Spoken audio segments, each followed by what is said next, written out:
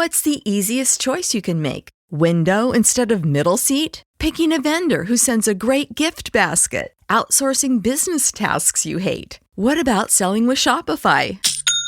Whether you're selling a little or a lot, Shopify helps you do your thing, however you cha-ching. Shopify is the global commerce platform that helps you sell at every stage of your business. From the launch your online shop stage to the first real-life store stage, all the way to the did we just hit a million orders stage. Shopify's there to help you grow. Whether you're selling scented soap or offering outdoor outfits, Shopify helps you sell. Wherever and whatever you're selling, Shopify's got you covered. Sign up for a $1 per month trial period at shopify.com/try. Go to shopify.com/try now to grow your business, no matter what stage you're in. Shopify.com/try.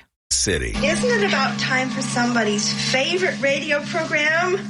Yeah. 97.3 ESPN presents The Sports Bash with Mike Gill. When I'm driving, I got a guy on the radio who talks to me. I can't see him, but he talks to me. Now, live from inside the Ocean Casino Resort Studio, here's Mike Gill.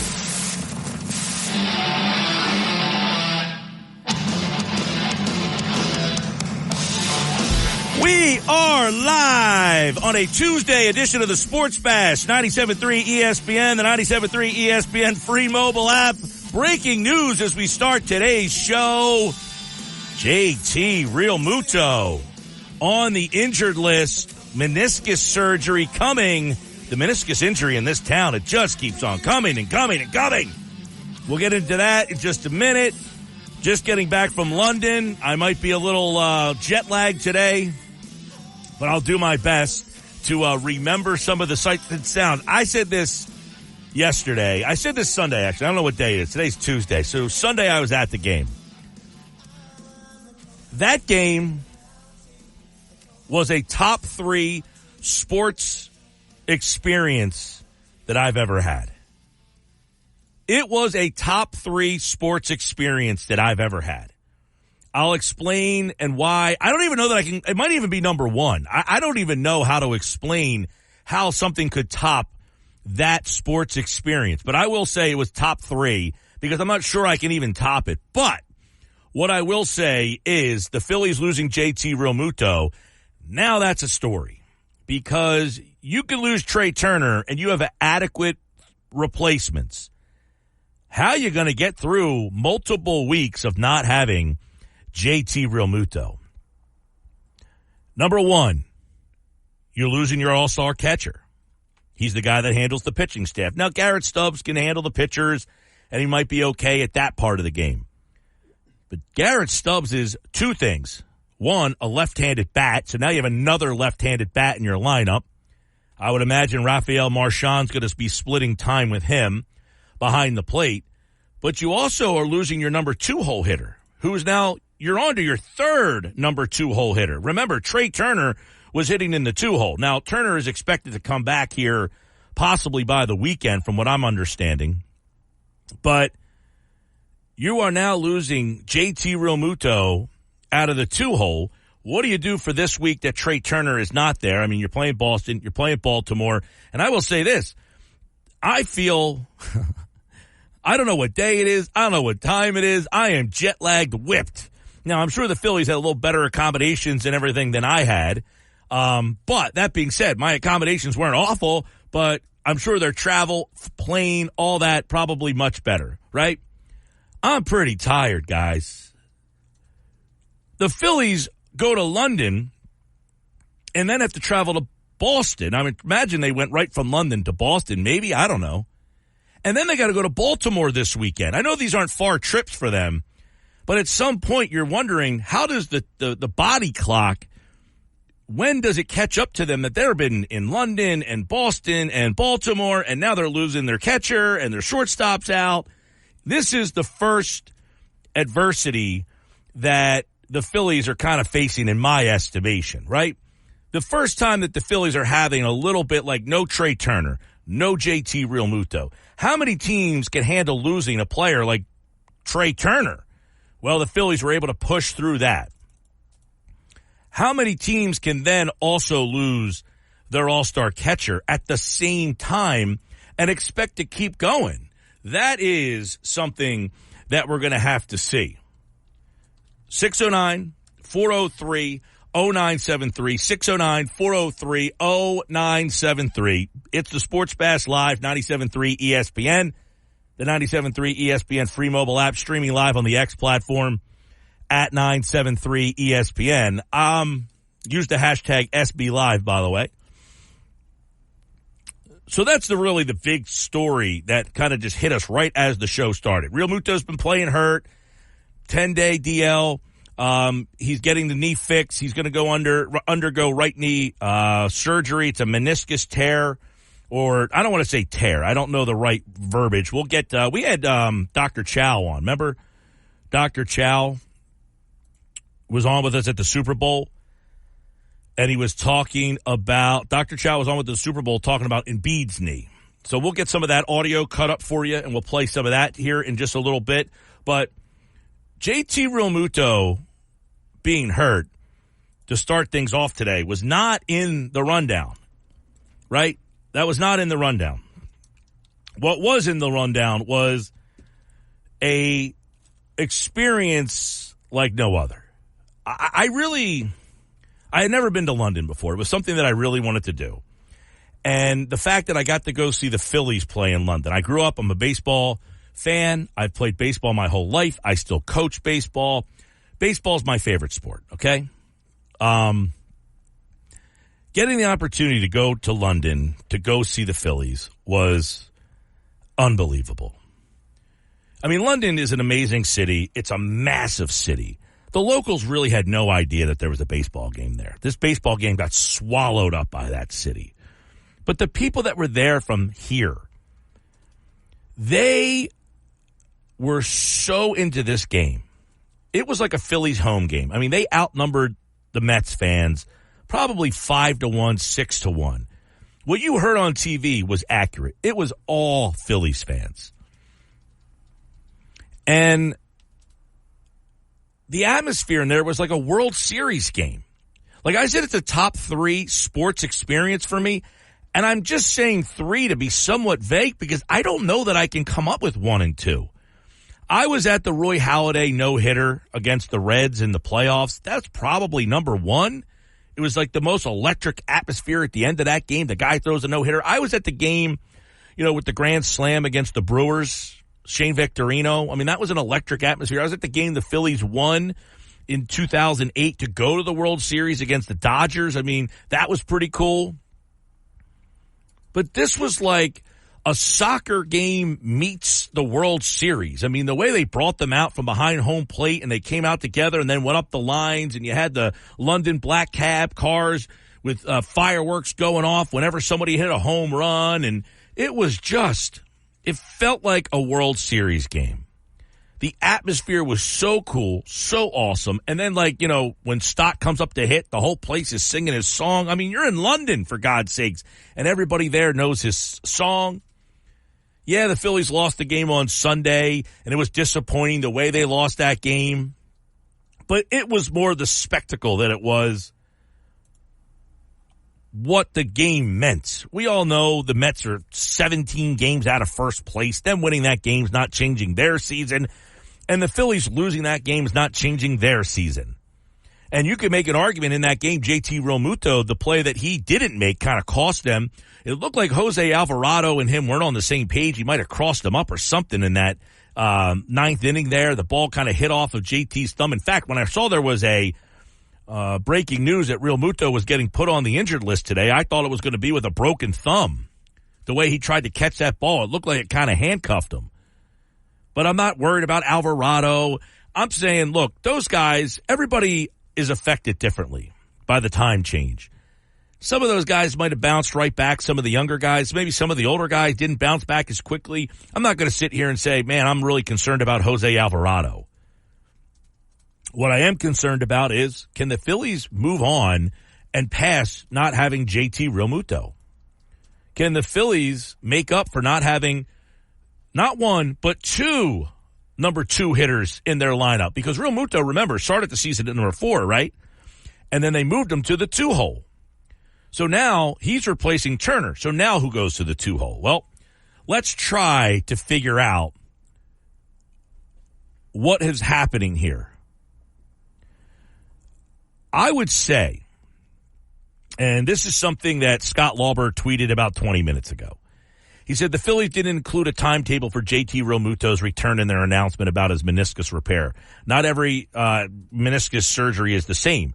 He said, but I'm not a doctor, but he said you typically hear about 4 to 6 weeks. Last year, Christian Pache had the injury, and he missed 6 weeks. So this, to me, is an Embiid situation. 4 to 8 weeks, somewhere in there. Do you have Garrett Stubbs catch for the next 8 weeks potentially? Do you have Rafael Marchand be a strict platoon in that situation? I mean, do you basically go with those two? Or do you now have to decide whether or not you want to go out on the market and try to find a veteran catcher somewhere? That's not an easy position to go find someone, right? You're not just going to the trade thing and saying, hey, who has a veteran catcher that or signing somebody? That's a tough spot to go try to find someone at this stage of the game. So Marchand, who missed the beginning of the season himself with an injury, is a guy who, has been up in the majors, not a lot. He was with the team for the London series, and I think it's going to be until at least after the all. Now, remember, you're also missing Brandon Marsh as well, and I don't know how long that's going to be. So what are the options at number 2 in the lineup? All right, well, you got Turner when he comes back. Obviously, he'll go to the 2 spot, but when's that going to happen? Let's say it's this weekend, maybe in Baltimore. I don't know that, but let's just be optimistic and say that. That means you got to get through this Boston series and potentially the weekend without Trey Turner. What are your options? Well, you've got Merrifield, and I know everybody's down on Merrifield, which I don't blame anybody. Merrifield has given us no reason to be excited about Merrifield, but he has hit number 2 in the lineup, and that could be something there. Other than that, I don't really think there's a lot of great options here, right? You can go Bohm and then go Castellanos in the 4-hole. The problem with that is Castellanos is not giving you any reason to feel secure about putting him in the 4-hole. And then the other option would be Bryson Stott. The problem with that becomes what? The problem with that becomes back-to-back-to-back left-handed hitters. Schwarber, Stott, and Harper. So you're most likely not going to go down that road. Other than that, I don't know that you really even have an option. I mean, Bryson Stott would be the guy you would want there, but you're not going to hit lefty, lefty, lefty. I mean, I don't see, unless, there's a right-handed pitcher, maybe. But still, teams get into their bullpen and they go lefty-lefty on you late in the game. If it's a close game and you got lefty-lefty-lefty up there, now you're in a little bit of a problem. Edmundo Sosa will probably be the guy that gets to start there, I would imagine, because the lineup's not out for tonight. But Sosa, I would imagine, is the guy who will hit 2 at least until Turner is back. And they basically will play him at shortstop, I guess, the rest of the way. Merrifield would be another option if he's in the lineup playing left field. Now, I think the Red Sox are throwing a right-handed pitcher tonight, so you might see David Dahl in the lineup tonight. Dahl hit the home run in London. He hit the home run his first game up, so I would imagine the Phillies feel good enough about him that he will be in the lineup and play against right-handed pitching. Right? I mean, it's one of those things where I think JT Realmuto will be out about 6 weeks. 6 to 8 weeks would be the thing. So what are you guys hitting in the number 2, or who are you guys hitting in the number 2 hole? 609-403-0973, 609-403-0973 It's a Sports Bash. Got some text messages coming in to start things off. Who are you hitting in the 2-hole? Who's your guy? Who's your pick? I personally would begrudgingly go Merrifield just because I need the. You think Merrifield's going to play every day, though? That's the question I have. Like, are they going to play him against? He played both games this weekend because of lefties. So, but against a righty pitcher, which you face most of the time, he might not even be in the lineup. You might see David Dahl in that spot. I would give Merrifield the shot, but I don't know that he's playing every day. That's the one thing I have. That's my thought with him is. I don't know that Merrifield's going to play every day. Well, the problem is you could say Bone, but then who are you putting it for? That's the other thing. I mean, Bone would be a guy that you can consider putting there, but the problem with that is the guy to hit for would be Castellanos, and Castellanos has given you no indication that he deserves a move in the lineup. So that's why the Bone thing, I think, is kind of... For you, Mike, how concerned are you with the lefties in the lineup? By the way, this is some big breaking news. Are you seeing this? Joey Chestnut has been banned from the hot dog eating competition. What? So, I met Joey Chestnut in Vegas. Yes, you did. And we hung out for a while, and he was telling me he had something coming, but he couldn't tell me what it was. And now I'm finding out that he has signed a deal with a vegan hot dog company, which is a direct competitor to Nathan's. So he will not be. I'm going to have to text him and see if I can get him on the show. How about that? Crazy. Yeah. All right. So go ahead. What were you saying? My question. I got breaking Joe Chestnut news. No, it's not a Joey Chestnut question. If sorry to disappoint you, Mike, but I want to know from you, if Stubbs now is playing, how else are you going to offset the number of lefties if you don't play Merrifield more? That's a question that I'm not sure can be really answered. I mean, because Merrifield has been disappointing. So it's not like they have to get him in the lineup, right? Would you agree with that? I do agree with that, although he did have a nice weekend. Right. Listen, I don't have a problem with Merrifield. I think Merrifield's problem has been more that the amount of playing time just not consistent playing time, hasn't hit in the same spot in the lineup. I'd rather give him a shot to go, hey, the next, like I would have done when Turner went down. Now, Sosa has done a really good job in that role, so I can't talk about that. But what I would do with Marshall, I would have just said, hey, you're playing every day, and that never happened. They went right to Dahl, and Dahl played the first night he was up. So the two questions are, I guess you go with Marchand and Garrett Stubbs in a straight platoon, and they both hit in like the 8 spot down in the lineup. And then the rest of the two, see, the problem with switching your 2-hole hitter every day is like you've just got a different bunch of, the problem is you have a leadoff hitter who's left-handed and a 3-hole hitter who's also left-handed. Right. So your 2-hole hitter can almost not be left-handed. Exactly. And that's where that's why you can't move up a guy like Stott, for example. Dan in the HT, Real Muto is BCIB. This is the worst Phillies news maybe ever. The sky is falling. Need for a catcher. He won't be back to form the whole rest of the season. I will say this. You can be asking the question of what Real Muto are you going to get when he comes back? I mean, he's going to be out 6 to 8 weeks, I would imagine. When is that from now? It's after the All-Star break. It's I believe it's the 24th of July. 3, 4, 5, 6, 7. You're talking about like the second week of August would be sometime when he would be possibly ready to come back. Like you talk about the 8 weeks mark? Something like that. So you could still get him for the stretch run. But then the question comes, is he going to be catching or not? We're back to the Harper conversation. Well, he could come back, but he might not be able to play the position. So, do you turn to Schwarber and say, go play left field so we'll get Realmuto's bat in the lineup? Do you wait till Realmuto is back ready to play catcher? Do you consider him playing him anywhere else? That's a good point. Like, when he is ready to come back, is he ready to catch? A lot of bending of the knee. Yeah, I mean, that's a pretty strenuous position, right? To say, hey, are you ready to go back after surgery and missing 6 to 8 weeks that you're going to go back there and catch every inning of every game? That's a good, it's a good point.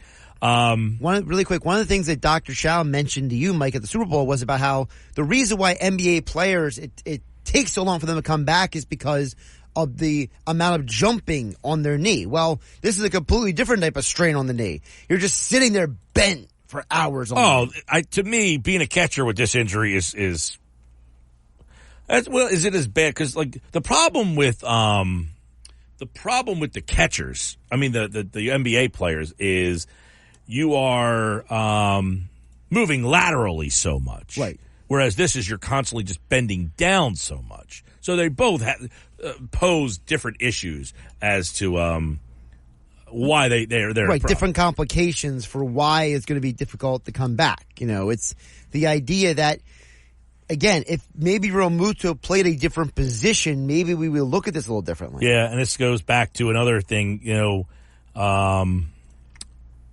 you have Real Muto, who has been a consistent player this year. He's been pretty good. He's hitting the 2-hole for you. He's certainly been better than last year. Yeah, you're losing some more offense now at the back end of your lineup because you're going to have to take somebody from the back and move them to the front. And now you're thinning your lineup out even more. How many teams can lose a Marsh, a Turner, and a Real Muto all at the same time? It's one thing if you say, hey, they lost them for a little while, but the fact that you're losing them all three at the same exact time. Now, I've been away. I haven't been like firmly paying attention to the standings here, but I do think I think that let's see here. I think the Braves lost like 3 in a row here. So Philadelphia is 9 games up on Atlanta now. I mean, 9 games up. They should be pretty safe. This would be a pretty bad collapse to lose a 9-game lead in the division.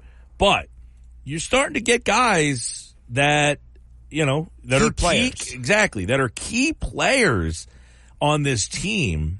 And really quick, Mike, don't you feel like that even if Turner comes back, it doesn't solve the bigger picture, which is you still don't know what to do if and when Real Muto comes back, because even Turner comes back doesn't solve all the problems in the lineup. Well, Turner comes back, he goes back to the 2-hole, and you're okay there. You're just light at the back end. Here's an interesting text message. Stott, Bohm, Harper, Schwarber, Castellanos. So would you move Schwarber for the time being, and then you can get Stott into that top of the lineup? That's a tough question because it's not a bad thought. I don't think it's going to happen. I don't think it's going to happen because, one, they're winning over 60% of their games with Schwarber as the leadoff hitter. And number two, you know, I was watching, so I don't know if you, when you were out in London, you knew this, but MLB Network did this special where they interviewed like half the Phillies before the London game on Saturday. And one of the guys they interviewed was Schwarber. And they were asking him about, hey, you know, you're a leadoff hitter. And he's like, yeah, I've kind of just like grown into this role and I'm just used to it by now. And I thought that was very important because he said the same thing to Jason Stark. Remember months ago when we played the audio where he said, I've just been doing this for so long, I've adapted to it. Yeah. So is it fair to take a guy who has adapted to a role and just say, just go the 4 slot? I don't think it's going to happen. So to answer your question, I think, yeah, you could ask a guy to do that, but I don't think it's going to happen. I mean, the Phillies have done that. Like they've moved guys from, you know, this spot to that spot. Well, like for example, when Harper was injured, they batted Schwarber lower for a time because they put Turner at the beginning of last year. Yeah. Even this year though, they started Real Muto at 4, then they moved him to 2. Right. I don't know what they're going to do with Real Muto if he was healthy when Turner came back. Now, would he go to the 5-hole and Castellanos kind of bumps down because they've been hitting Stott 5 some nights, Castellanos 5 other nights. Mike in EHC says he would put Castellanos at 2. So that he's protected by Harper, and late in games he likely faces left-handers out of the pen, being surrounded by Schwarber and Harper. It's kind of an interesting thought of like, hey, I just don't want Schwarber. I don't want Castellanos being up in like if I'm late in the game and I turn my lineup around and it's like I got Schwarber and then Castellanos. I'm like, Castellanos just strikes out way too much. If Castellanos was having a slightly better year, I think I would be more okay with that. Like if he was batting maybe like 250 instead of, 212, I think right now? And the way he ended that game the other day, I mean, I don't know that I've ever seen that before. A 2-3 double play where he just, I don't know. I don't even know. It was a good play by the catcher. It was a great play by the catcher. Here's a lineup from a listener. He says, Schwarber, Bohm, Harper, Casti, Stott, Sosa, Merrifield, Stubbs, Rojas. I mean, it's not a bad lineup. You put Bohm in the 2-hole. That's what I kind of said. Castellanos is the 4-hole. Just, I don't love that. And the problem, again, Stott, even if you put him in the 4 hole, he's obviously not a number 4 type of hitter, but now you have Harper and Stott, 2 lefties next to each other. So the whole fact, and then you put Stubbs in the lineup, he's another left-handed bat. Right. So you have to separate him from that group of lefties. And if at some point you want to play David Dahl, that's another lefty in the lineup. That's right. You have Dahl, you have another left-hander in the lineup. So now the Rob Thompson decisions become even bigger because he's going to have to decide when to hit for guys and when this is the right time. If I have a very left-handed lineup, when do I put that right-handed bat in the lineup to get those guys out? You know, when Bob Wankel was on yesterday, Mike, I asked him about the Buddy Kennedy trade because Buddy Kennedy was acquired by the Phillies over the weekend. And, you know, Bob said it's an organizational depth move. It's not really a, hey, we're acquiring this guy to immediately get playing time. Well, the problem is that Buddy Kennedy doesn't help your catching situation. No, he doesn't. You acquired a guy who can play everything but catcher. Yeah. Rafael Marchand recalled. He is the, I would imagine, I don't want to say he's the backup catcher now. I think Rafael Marchand becomes part of a platoon, right? Absolutely. I mean, he would be basically, he would be part of the platoon now with Stubbs. So you got Rafael Marchand, Garrett Stubbs when the lineup comes out. Now, by the way, Marchand hits both. He's a switch hitter. But, I mean, I would imagine he's going to be the right. Do you think there's a spot where Marchand actually takes over the catching job and they keep Stubbs in the role that he's in? Well, I just pulled up his stats in the minor leagues this year. So he's only actually played. He started, that's what I said earlier. He started the season on the injured list. If you combined his Clearwater and Lehigh Valley stats, he's batting .233. He's definitely not. Him nor Stubbs are here for their sticks. Let's put it that way. Which stick are you more comfortable with in the lineup? That's what I'm saying. I mean, but do you just do a strict platoon, or does Marchand become like the real Muto and Stubbs stays in the role? But it's a little bit more expanded. Right. I would imagine it will be a strict platoon. I would assume it's a platoon, and you just ask the pitchers who they're more comfortable with, right? Like you know, maybe you tell guys like Sanchez, I know you and Marchand speak the same language. Why don't you guys hook up? And then Wheeler, you more comfortable with Stubbs or Marchand? Same the role. Like, ask the pitchers, right? Well, I tell you what. Yes, the Phillies are up 9 games, but they starting to have a couple of wrenches in the wheel. We'll discuss more coming up on the Sports Bash Live, 97.3 ESPN. I'm Mike Gill, and of course, we've got a busy show for you today. Knicks Nuggets are in the house. Jeff Kerr tonight with the Eagles news over the weekend. Their mini camps are all done. Now the offseason is officially here. All that plus, what were some of my favorite things about London and the Phillies game? I say it's a top 3 sporting event, live sporting experience that I've ever been to. What's the best live sporting experience that you've ever had? 609-403-0973. Back with that and more on the Sports Bash on 97.3 ESPN, the 97.3 ESPN free mobile app, and streaming live on the X platform. Use the hashtag SBLive. What's the easiest choice you can make? Window instead of middle seat? Picking a vendor who sends a great gift basket? Outsourcing business tasks you hate? What about selling with Shopify? Whether you're selling a little or a lot, Shopify helps you do your thing, however you cha-ching. Shopify is the global commerce platform that helps you sell at every stage of your business. From the launch your online shop stage to the first real-life store stage, all the way to the did we just hit 1 million orders stage. Shopify's there to help you grow. Whether you're selling scented soap or offering outdoor outfits, Shopify helps you sell. Wherever and whatever you're selling, Shopify's got you covered. Sign up for a $1 per month trial period at shopify.com/try. Go to shopify.com/try now to grow your business, no matter what stage you're in. Shopify.com/try. The Sports Bash with Mike Gill on 97.3 ESPN and the free mobile app.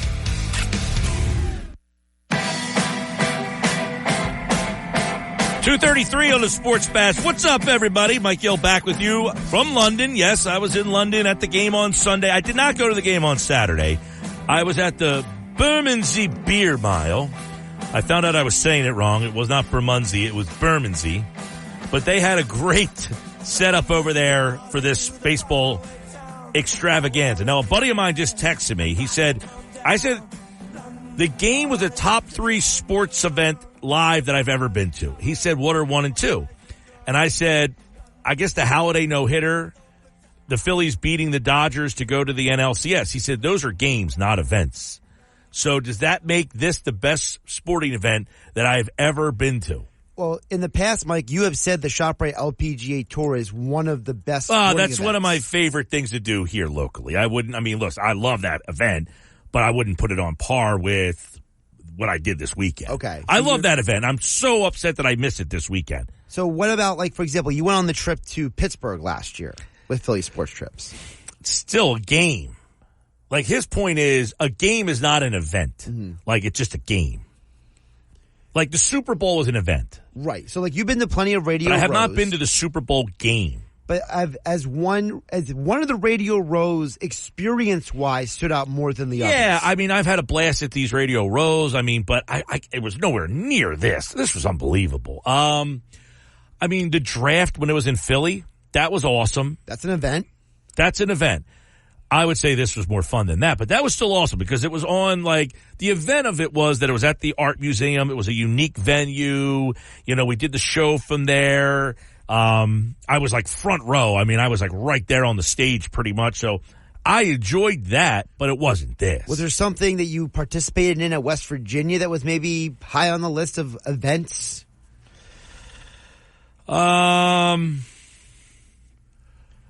Not necessarily that I was at live. Okay. Like when they won to go to the Final Four. If I was at that game, that still would be a game though. Right. It's not as much of an experience, an event. I mean, it was like going to they played in the Final Four. They lost to Duke that year. Mm-hmm. Going to the Final Four would have been an event. Right. As opposed to a game. Right. So that makes it a little tougher. Like I went to the Preakness. I don't remember a lot of that. I was pretty wasted. Well, for example, you got to go to the Beer Mile. That's an event, for example. That's not sports related. Well, see, I'm talking about being at this game, the atmosphere at this game, the pomp and circumstance of the weekend, making the whole weekend about this game. It was totally worth it. Anybody who went to that game, I would imagine, if you're listening and you went to that game, you would say, that was awesome. The whole weekend, Trafalgar Square had the MLB experience. I mean, but listen, for me, I mixed everything because I went to the Bermondsey Beer Mile. You know me, Happy Hour Friday, craft beers. Well, I love, going exploring different breweries. This was a brewery tour that had 17 different craft beers on breweries on one street. They were all built into the caves of a still operating train. So you'd be in the brewery and hear the train going over the top. It had like that whole, like being able to do that, bouncing in it. But that aside, if I just went to Trafalgar Square to the MLB experience and then did like the whole Philly Sports Trips, had the boat trip. I was with them on Friday night and did the boat trip. And then they had the pregame tailgate party before the game at the stadium. All of that mixed in. But even if I didn't do all that, just going to that game, the atmosphere in the stadium and the pomp and circumstance of what they did to put that game on made it an event. More so than, hey, I went to Game 5 of the NLCS. Gotcha. You know what I'm saying? Yeah. So in that instance, it might be the best sporting event that I've ever been to. I mean, I've been to a couple heavyweight championship fights at Boardwalk Hall, but nothing like this. You've been to the Winter Classic, but did you only go Winter for Classic's the game? an event. Now, you went to Pittsburgh, didn't you, one year? I did do the Pittsburgh one. So does that count as an event that you made the trip out there and were out there for a day or two? I would say the Winter Classic and the Stadium Series is an event, more so than a game. Yes, there's a game being played, but it's the event that, like, I went to the Music City Bowl. That's an event because the whole week there's events leading up to the game. Was that the Eli Manning game? It was the Eli Manning game. I went to the Pinstripe Bowl. Now, these are minor bowls. But I went to the Pinstripe Bowl at Yankee Stadium. That was really cool. Going to a football game at Yankee Stadium, and I had awesome tickets for that game. And it was cold and snowing, and I had a great indoor box seat. I smell a list WrestleMania would be an event. Yes. I've never been to a WrestleMania, but I have been to WWE. Now, I know people are saying that's not a sport, blah, blah, blah, blah, blah, but that's a spectacle. That's an event. If you go to even if you're not a WWE fan and you went to see one of those live pay-per-views, like I went to Night of Champions in Philly, that was an event. And that is pretty cool. Like, it's just the production and the pomp and circumstance that go with the event or game. Right. That puts it over the top. Army, Navy, that's an event. That's not a game. That's an event. That's a huge event. Yeah. Like, I've been to Army, Navy. I was a little young, though, to remember. Like, I can't say that was better than this. Right. I just don't remember. You weren't probably old enough 12. to really appreciate it. I'm old enough to know that I went, but I was like 12 years old. Right. Like, I went to my first Phillies game when I was 5 years old. I couldn't really appreciate it as much when I was 5 years old. You know what I mean? I didn't really know what was going on. Yeah, okay.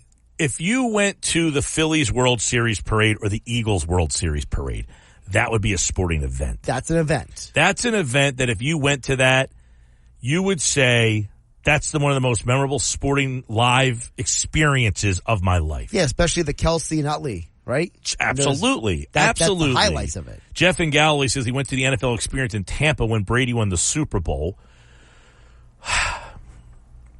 I've been to a lot of those NFL experiences Super Bowl week. I wouldn't say they were anywhere close to what I just did. Was there something that happened during your London trip that you didn't realize you were going to have as much fun doing?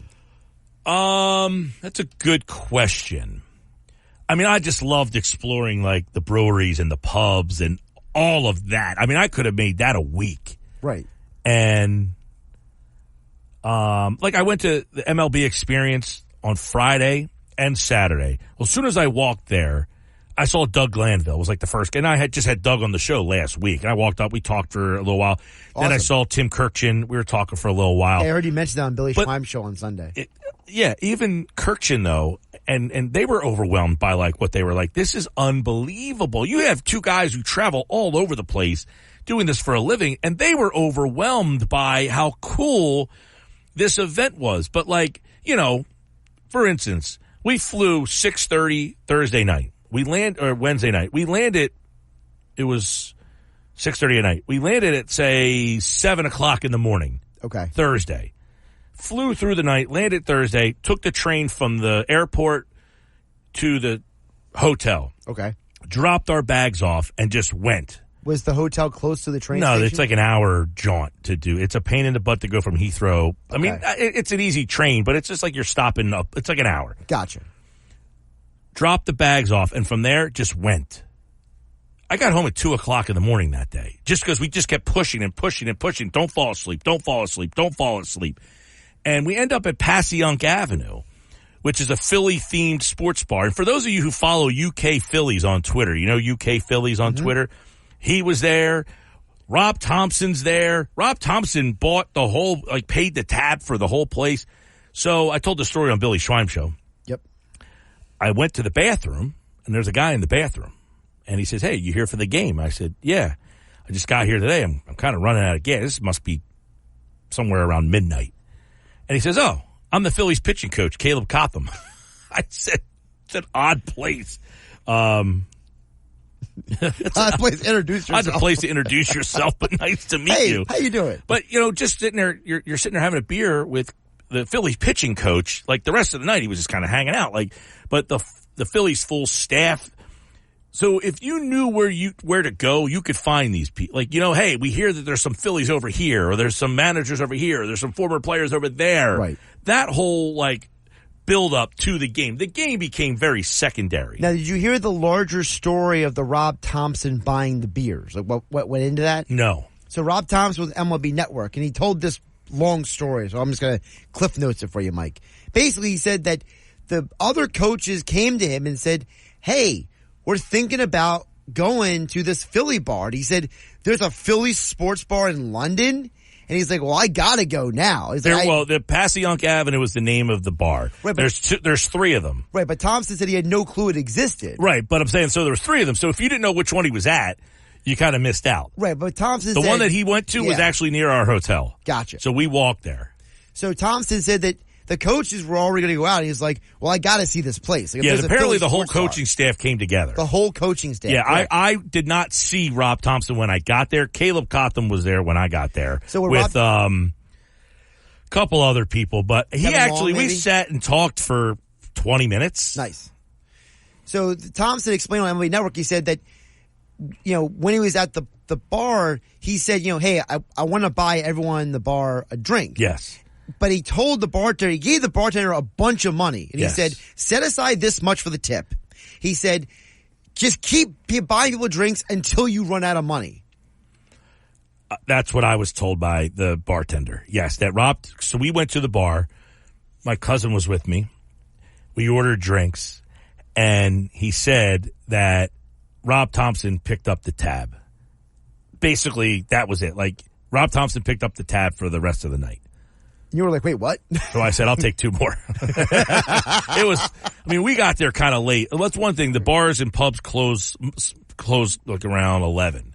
Okay. Some of them stay open till 12. Different areas of town, they stay later. But like where we were, it was 11. But that first night, we pushed it to as late as we could so that we could try to stay on East Coast time. Gotcha. So we tried staying out as late as we could every night we were there. But it's hard to find places that are open still that late unless you're like going out to like the Soho or whatever. But we did all that stuff. But we went to Trafalgar Square for the MLB experience, and they had like live batting cages you could go in there and hit. And then like one side they had like New York themed food. The other side they had like Philly themed food. They had huge television screens there, so you can go down and watch. Like if you didn't have tickets to the game, you could go to Trafalgar Square and go watch the game on TV there. I would say, though, the locals didn't care at all. Like, they just didn't understand it. They didn't know why it was there, what it even was. And I'm not, like, blasting them. They just don't understand baseball and don't understand. They didn't know the game was there. Now, there are some locals that did know and went to the game. Okay. But I would say a majority of the stadium was Phillies fans, then Mets fans, then locals. Gotcha. But we were at Bermondsey Beer Mile. Oh, what do you guys do? What brings you to London? We're here for the baseball game. Baseball game? What are you talking about? Like, they had no. But it's so funny how trivial it is to them. Like, some stupid baseball game you flew here for? Like, are you kidding me? Well, I will say that I heard Rob Backlund say he's been trying to explain to people that this is, sports in America is similar to football in European countries. Sure. That, the passion is on par. And he said when he explained to people like that, they kind of understood a little more. Yeah, we met so many fun people and hung out, and we were explaining to them, like, hey, the Phillies are here. We're from Philadelphia. We came to see the team play. We'd never been to London before. It's like, and they kind of got it, but like, it wasn't like, put it this way. If you didn't run into someone with Phillies or Mets gear on or go to Trafalgar Square, you would have no idea there was a baseball game there. Wow. No clue. That's wild. It wasn't like there was flags all over the town or anything. And the stadium is way out there. It's like an hour to get to the stadium. I was saying it's the opposite over here because I felt like every establishment in South Jersey had a come watch the Phillies game Well, put it in this way. London. If the Super Bowl is in your city, you have stuff everywhere. Yeah. Like Super Bowl, like at the airport. There was not one thing at the airport saying that there was a baseball game. See, now I want to know what happened when the Olympics were there. Now, I heard this before. Someone just texted this in. Said his buddy said TV failed promoting the event and festivities in London. I heard the TV did a terrible job. Like the pregame shows, they weren't live there. No. They did a bad job. And I will say, in fairness to the broadcast teams, there was not a broadcast booth for this because of the way the stadium's set up. Right. So they were kind of sitting in the crowd. So, all right, Sports Bash Live. What's the best live sporting event you've been to? Event. Not game, an event. That, to me, it almost sounds like I'm talking this into being number one on my list. More Sports Bash coming up on 97.3 ESPN and the free mobile app. It's That's not just the sound of that first sip of Morning Joe. It's the sound of someone shopping for a car on Carvana from the comfort of home. That's a good blend. It's time to take it easy, like answering some easy questions to get pre-qualified for a car in minutes. Talk about starting the morning right. Just like customizing your terms so your car fits your budget. Visit Carvana.com or download the app to experience car shopping the way it should be. Convenient, comfortable.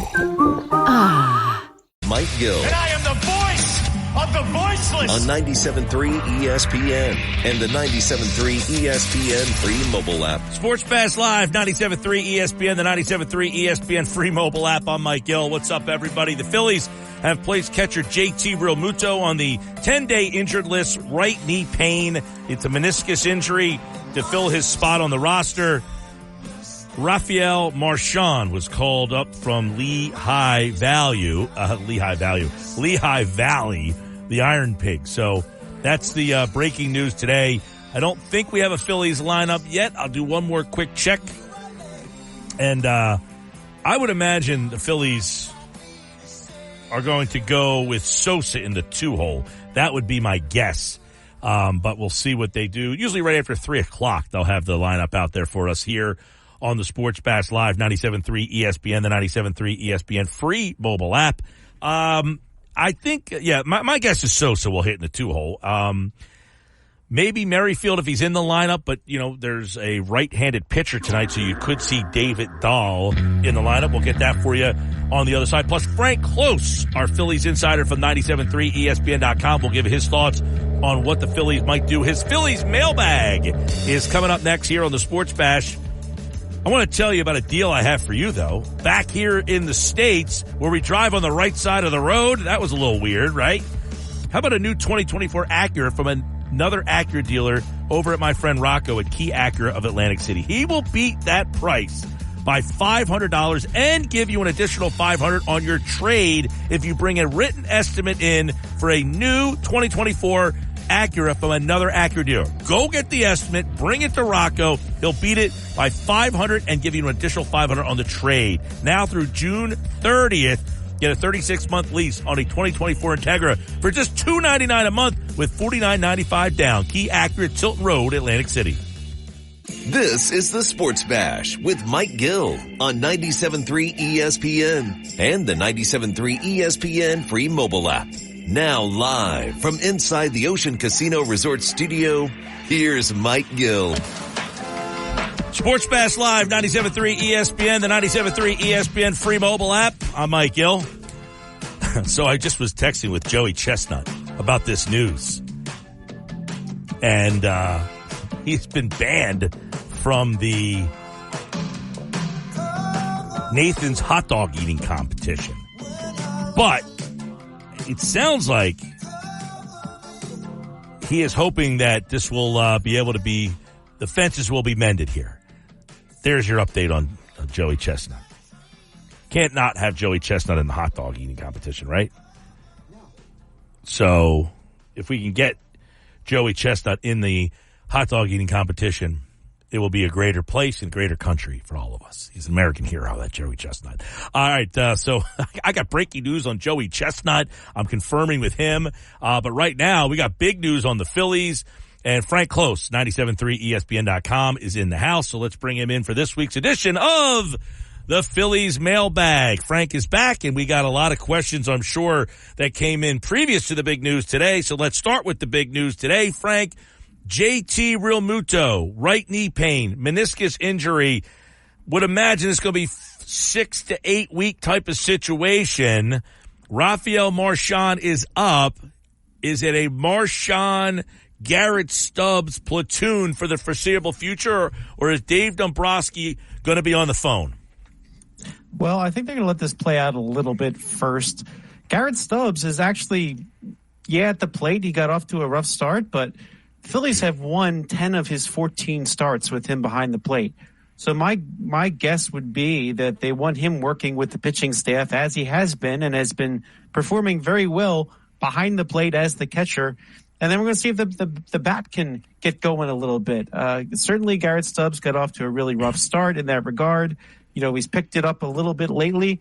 I think Phillies fans sometimes they remember the starts rather than how things transpire from there. But I think that the Phillies will use Rafael Marchand, and the Phillies are actually kind of lucky because up until a couple of weeks ago, Marchand was not activated off the injured list, and they really would have been out of luck if they did not have Marchand. The rest of the organizational catching depth has not been good so far this year.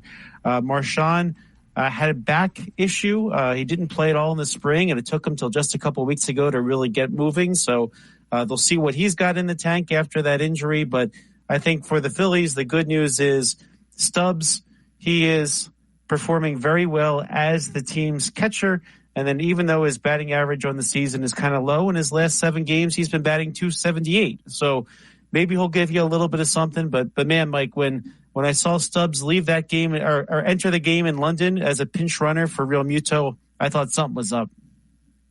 Yeah, let's dive into that whole situation. I said the same thing. I said, why is he running Stubbs for Real Muto? It's not like Real Muto's a slow guy.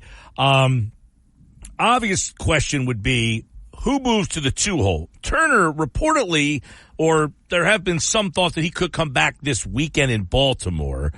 We don't have a lineup yet. Let me double check right before I pose this question to you, because I don't want there to be a lineup out as we're having this conversation. It always comes out while we're talking, Mike. It usually comes out right about now. So yeah, it could come out now. All right. Who is your guess that will be hitting 2 tonight? I think you're on something with Sosa for tonight. I think they'll give him a shot. He has been hitting pretty well. And as you said, Trey Turner likely to come back as soon as this weekend. I think once Trey Turner is back, he will take over the 2-hole that he left when he hit the injured list. But for now, I think you might, just as you said, Sosa might get that shot.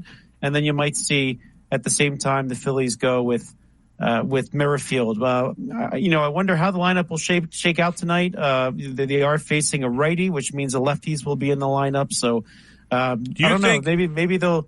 I would expect David Dahl in this lineup. So I think this lineup might be taking them a little bit longer to put together since this news is kind of recent. Yeah, I was going to say, do you think that Dahl and Merrifield are in a platoon right now, and that Dahl is just in the lineup against right-handers and Merrifield's in the lineup against lefties for the foreseeable future with Marsh out? I think you would give him a shot. I mean, I assume Wilson will be the one who leaves the roster when Turner returns this weekend, if he does return this weekend. So I think what you're going to want to do if you're the Phillies, you want to see what Dahl has in the tank, since he is out of options. You just can't send him to the minor league. And Merrifield too, got off to a slow start. I think that especially now for the next six to 7 weeks, as you approach the trade deadline, you want to see what you have. And I don't think they want to subtract anybody from the roster if at all possible. So I can see those two getting those opportunities with Marsh out. So the big news, JT Realmuto is injured, 10-day, retroactive, but I would imagine it's going to be a lot longer than 10 days. Probably 4 to 6, if not 6 to 8 weeks. You're probably talking, Frank, sometime in August, right?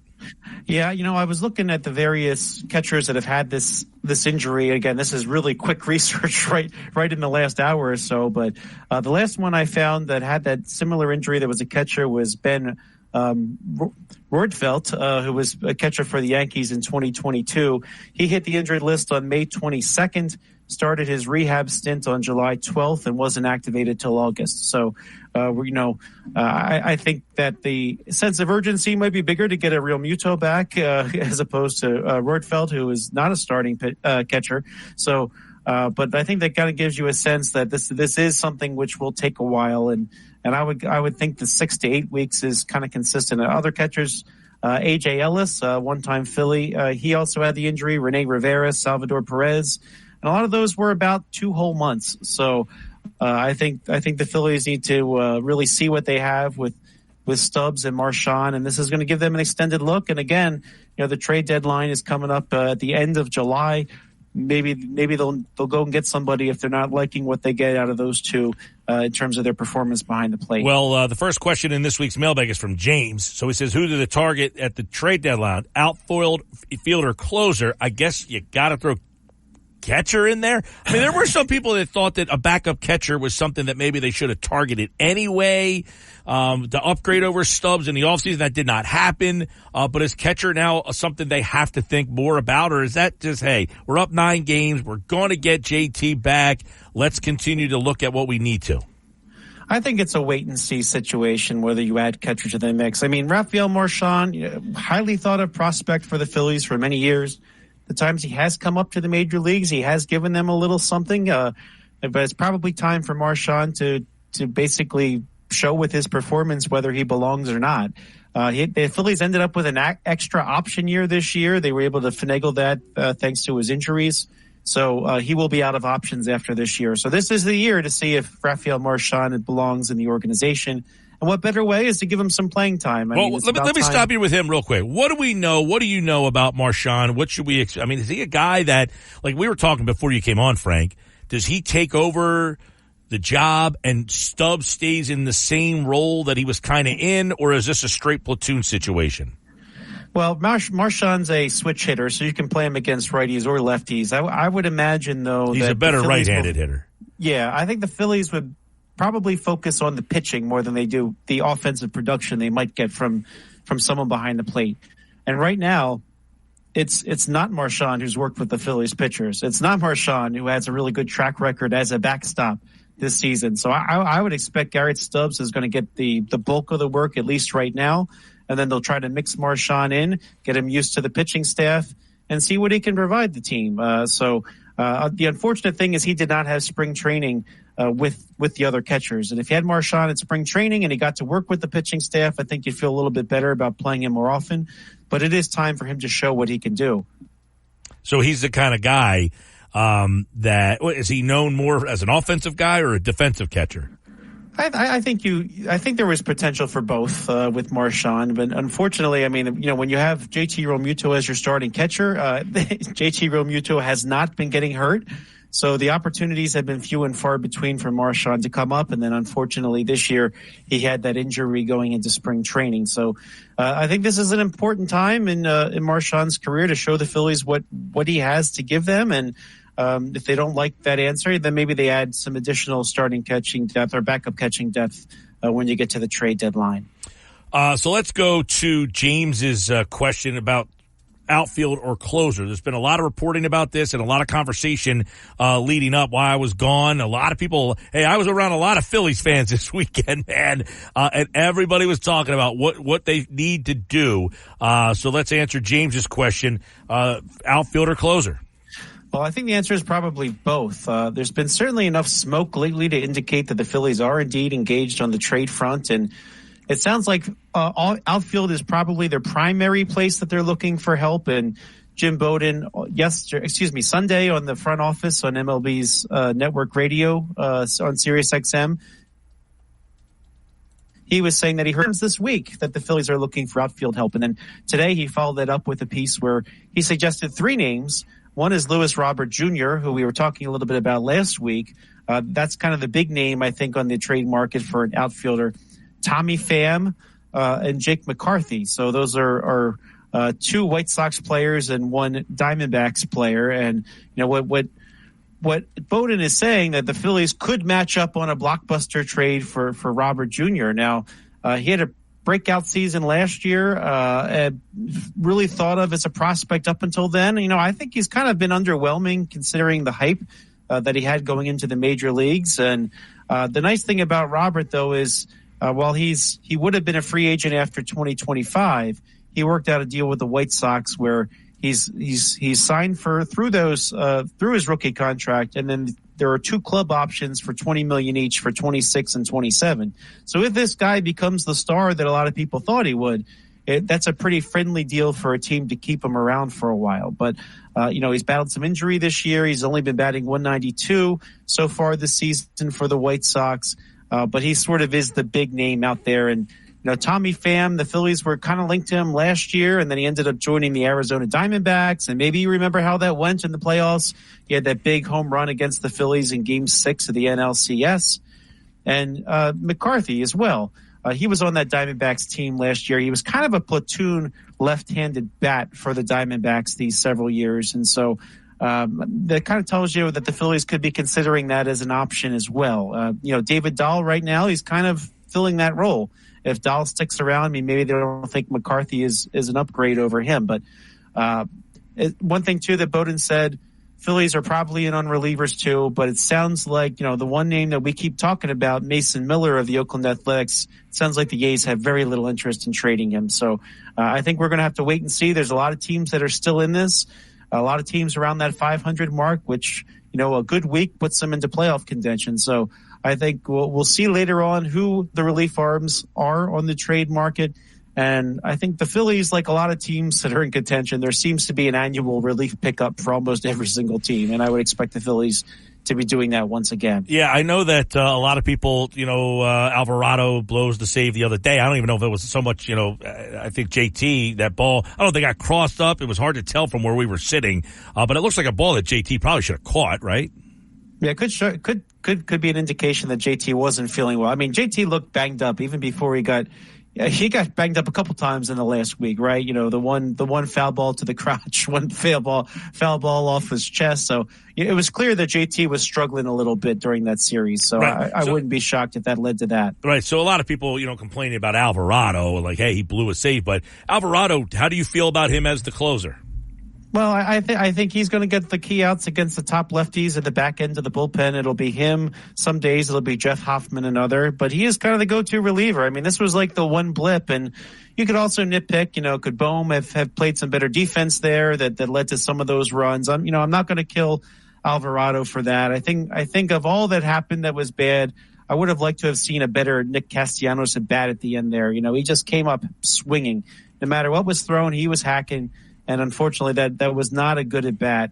And if he had just had a little bit more patience, perhaps Phillies could have at least tied that up there. So I'm not overly worried about Alvarado having a bad day because his stuff was still there. It's not like he was all of a sudden hurting. It's just, you have a long layoff like that. You fly to another continent.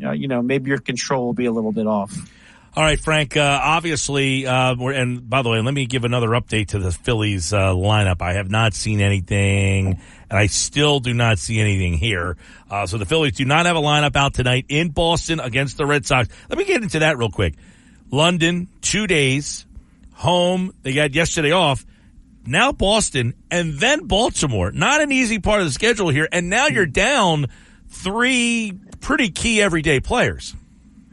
Yeah, this is going to be a challenge for the Phillies, I think. It almost feels to me, Mike, like we're coming off another All-Star break, when it feels like you had the long period of time and very little action. So, yeah, I think that the relief pitchers, you saw that. I thought going into the second game of the London series, you thought, okay, you could pull Walker early because all the relievers are nice and rested. Well, you didn't see them pitch their best performances. So, it might take a while for Phillies to get back on track. Although one thing I know that they were doing, that they were talking about, was they were being very, very intentional as to how they approach things like sleep coming back. They told the players only 1 hour nap on the plane back. That's it. And then they could get a good night's sleep and then have yesterday off in Boston to sort of get their bodies back. I wish they would have given me that plan.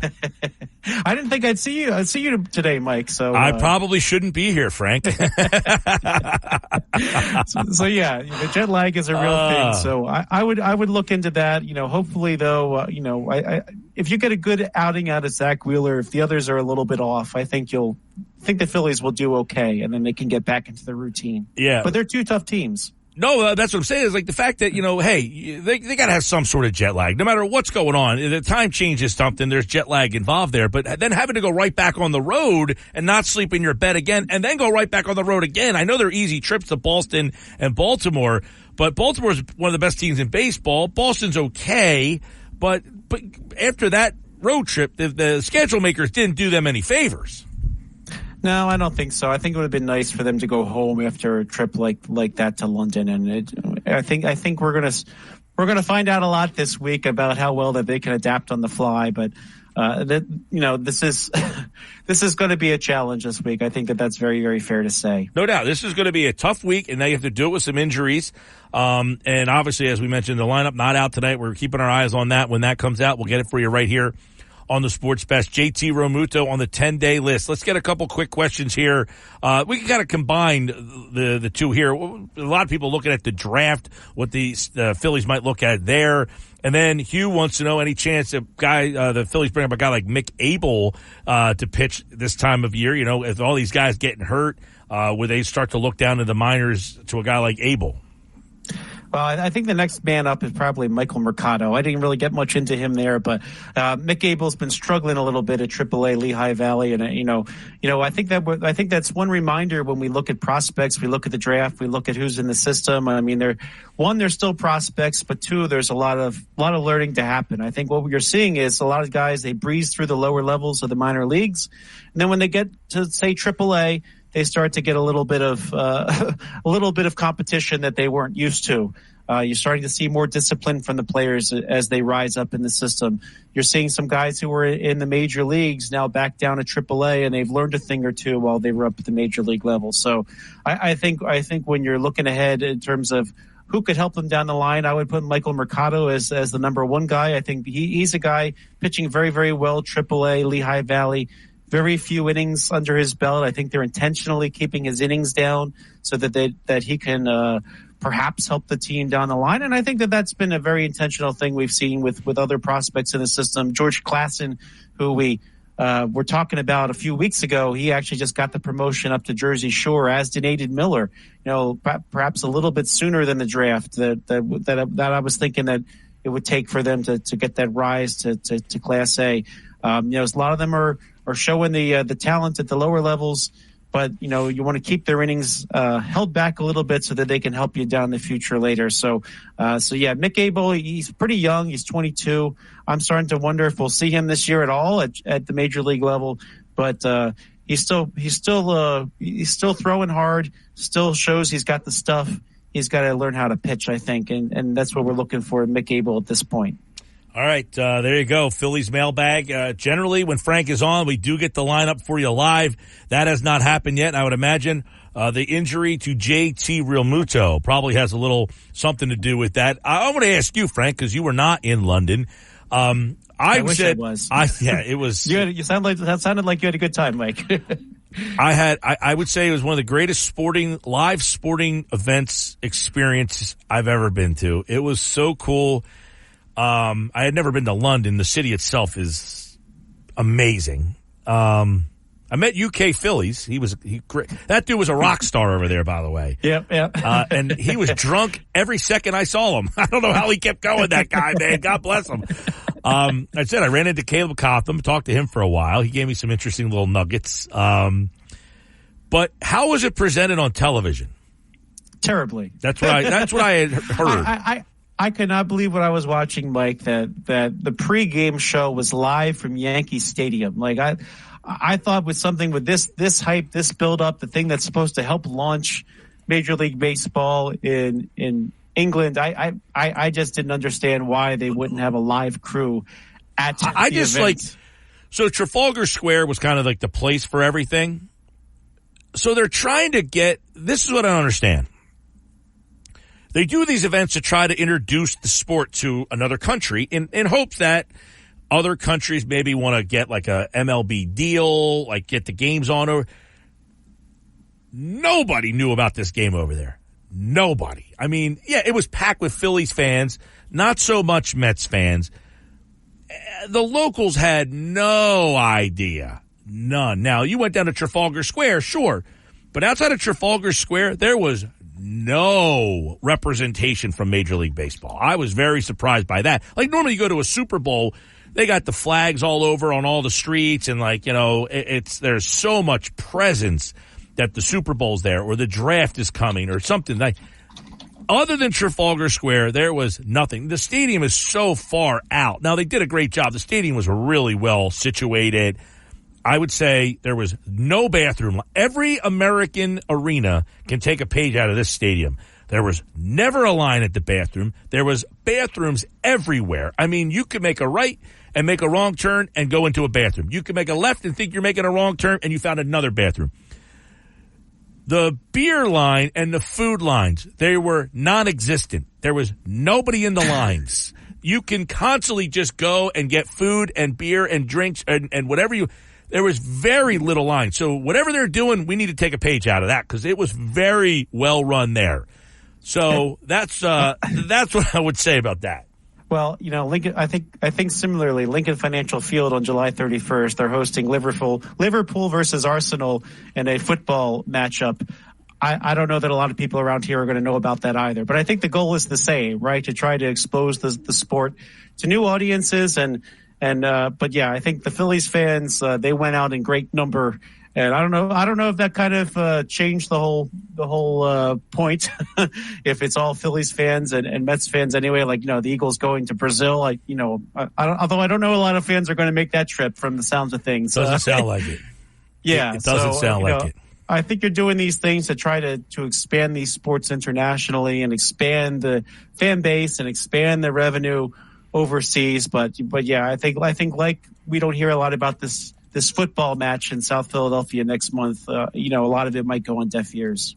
Well, it was a fun experience. It was an amazing experience. I can't stress enough how awesome that the experience was. I think the Phillies loved it. Bryce Harper said he thinks that they should invite 4 teams and be there 2 weeks and do a round robin and have the 4 teams all play each other.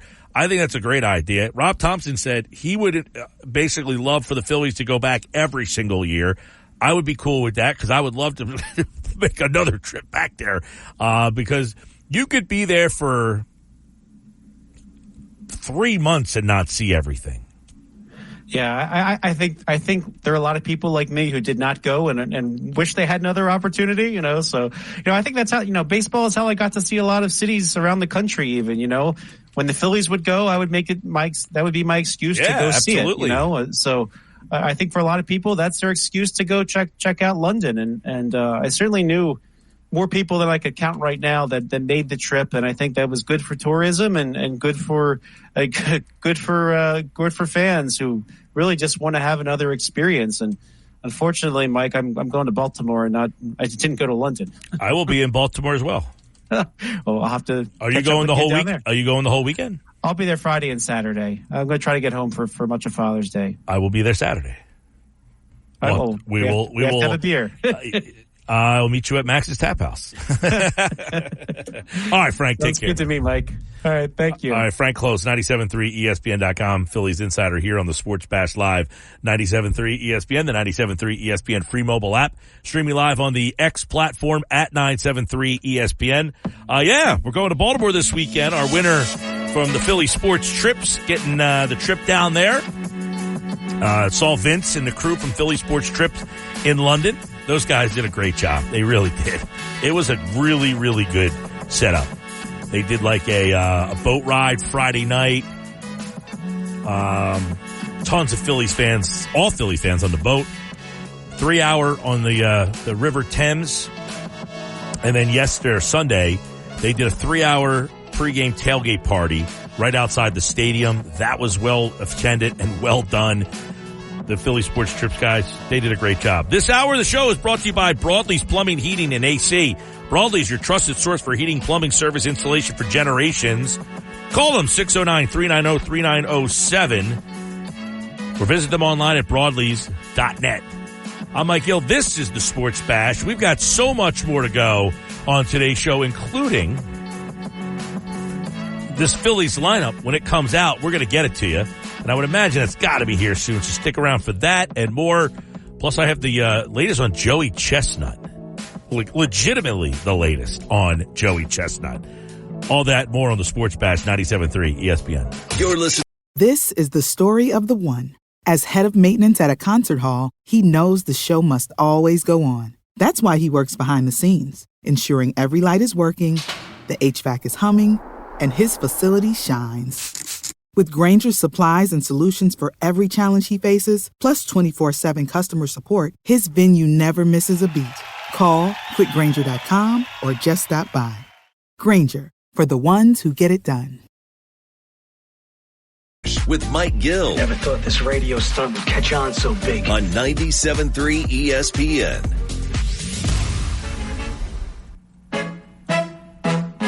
.332 Sports Bash Live, 97.3 ESPN, the 97.3 ESPN free mobile app. So a lot of breaking news today. One, JT Realmuto on the injured list and will be out. Knee surgery, probably 4 to 8 weeks. There is no timetable, but that sounds like a meniscus injury. So it'd probably be about the same time frame that Joel Embiid was out. right? 6 to 8 weeks, something like that. And I would be pretty surprised if it's any sooner than that. I mean, he's a catcher. He's got to squat down. It is not the easiest thing to do. So they basically will be without Trey Turner, Real Muto, and Marsh, at least through this week, you would think. I mean, Trey Turner, there is some speculation that he could come back at the end of the week, maybe in Baltimore. But think about this.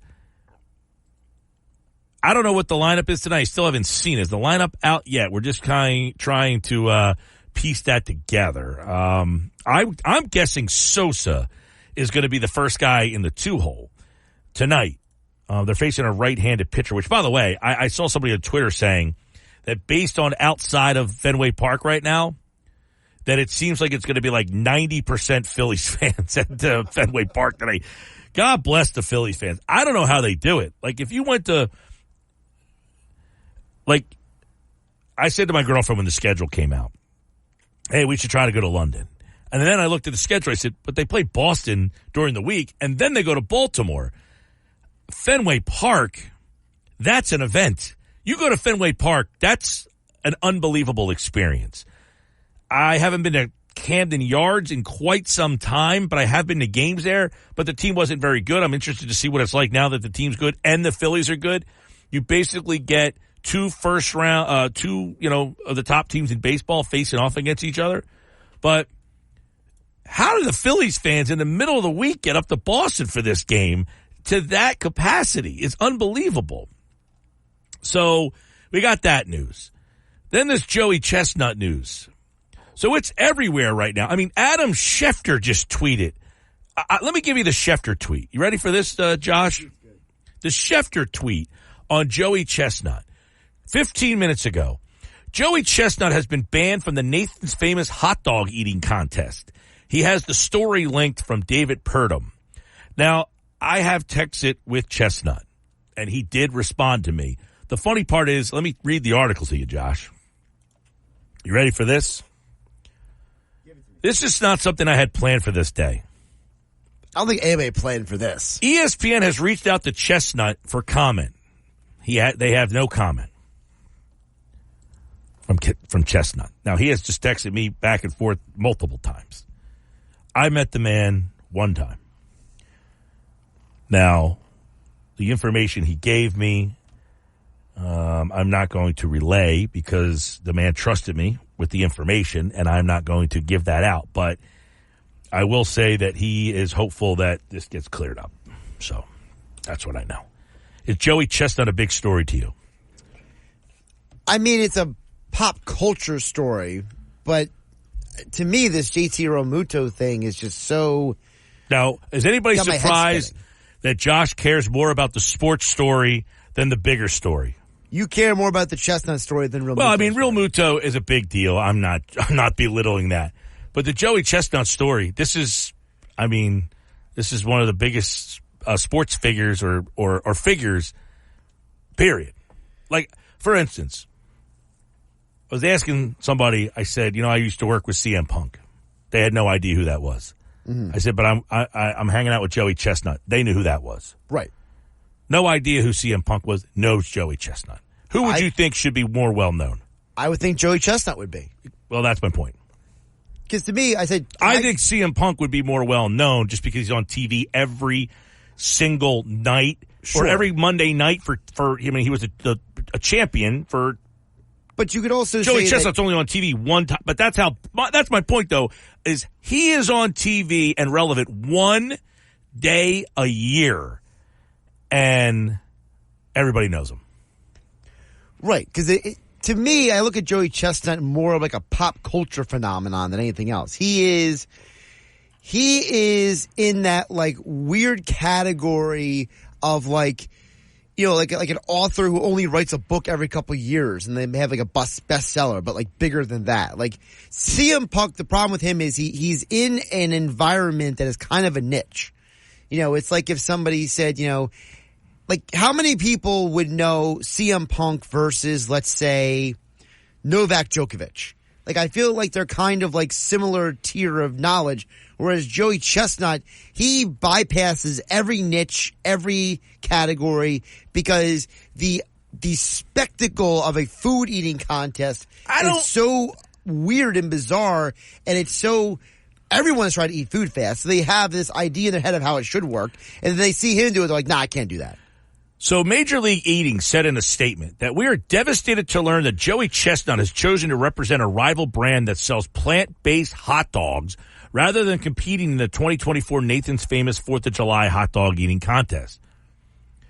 MLE and Nathan's went to great lengths in recent months to accommodate Joey and his management team, agreeing for the appearance fee and allowing Joey to compete in a rival, unbranded hot dog eating contest on Labor Day. For nearly 2 decades, we have worked under the same basic hot dog exclusivity provisions. However, it seems that Joey and his managers have prioritized a new partnership with a different hot dog brand over our long-term relationship. Joey Chestnut is an American hero. We would love nothing more than to have him at Nathan's Famous International Hot Dog Eating Contest, which he has dominated for years. We hope that he returns when he is not representing a rival brand. So my question is this. If Chestnut and his other brand are okay with him competing for the Nathan's brand, why does Nathan's care? There's probably something in his agreement for but the this Nathan's is where hot dog eating be contest. grown-ups.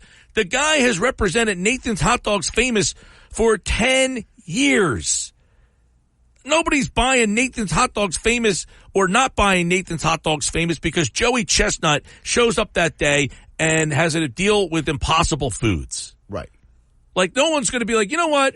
Joey Chestnut is representing a different brand, and therefore this is all like, how is this a problem for anybody involved? I don't think it's a problem with Chestnut's side. I think it's the other side that's saying, hey, you are representing them, and therefore you can't compete for us. Why can't we just grow up? Like, seriously. I know it's not the same. This is not a good conversation for me to be in the frame of mind that I'm jet lagged right now. But, I mean, do people have to ruin everything? The guy wants to compete. And if his new Impossible Food says, Joey, you represent us, but go ahead and eat hot dogs from a different brand. They're that brand. We're a plant-based brand. We're not even in competition. Well, if you want to change the subject, I got the Phillies lineup. Again, with you trying to get me off the Chestnut. It is. Brought to you by Clark's Moving and Storage. Did it just come out? It just dropped. 3:40 p.m. is the timestamp. Can I try to guess it? Go ahead. I got it right in front of me. Is it wonky? Like, am I going to be way off here? I mean, it's not insane, but it's interesting. All right. Schwarber? Yep. Sosa? Sosa is not in the 2. Castellanos. Yeah, I figured they were going to go that way, and I don't like it. Castellanos, Harper, Bohm. Yep. Stott. Yep. Stott 6, Sosa 7. Sosa 7. Stubbs 8.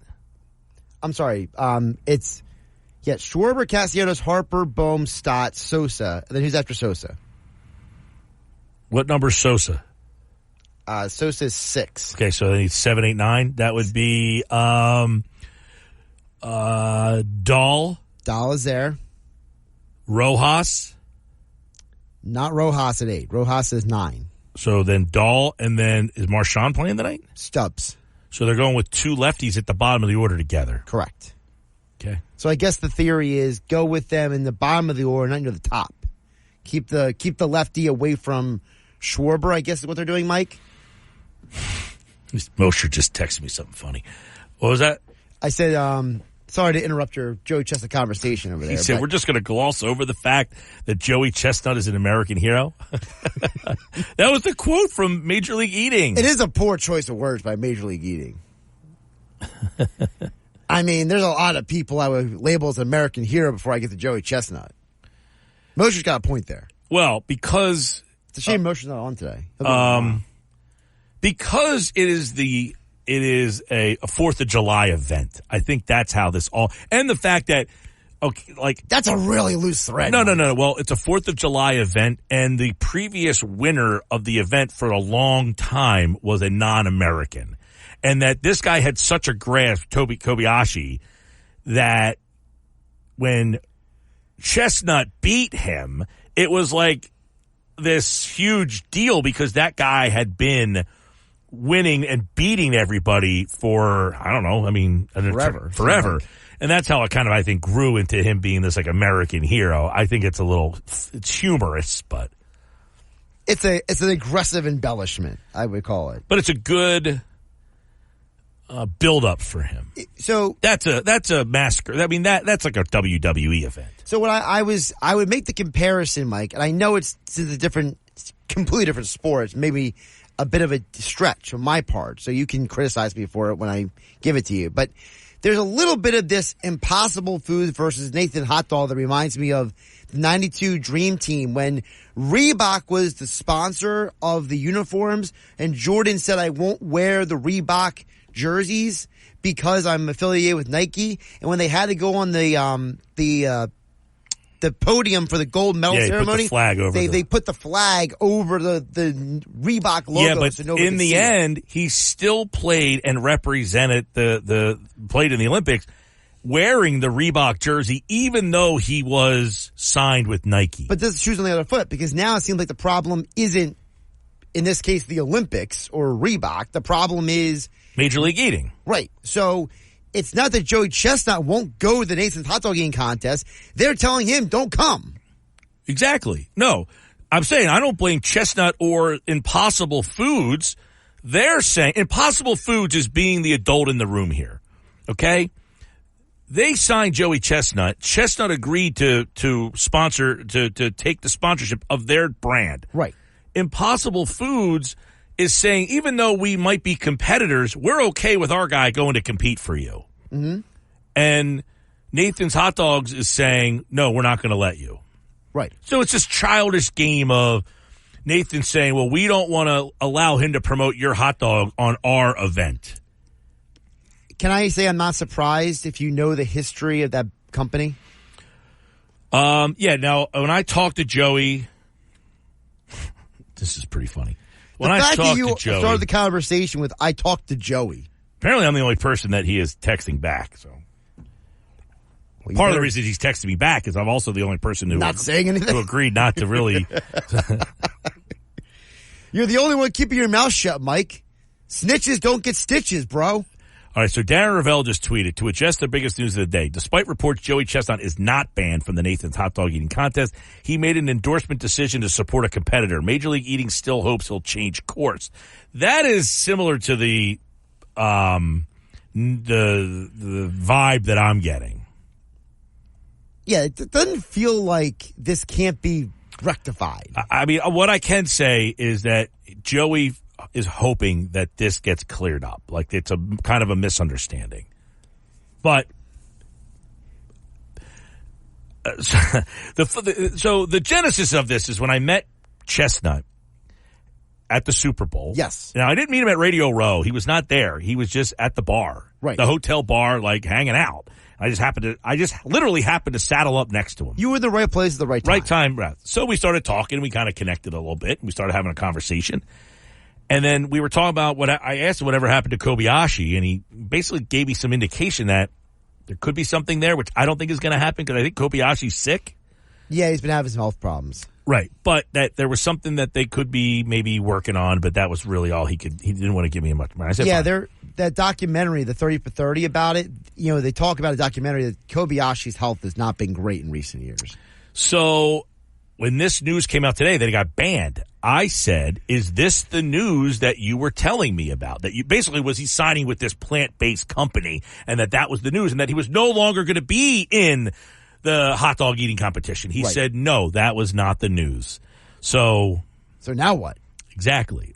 But he did say that, you know,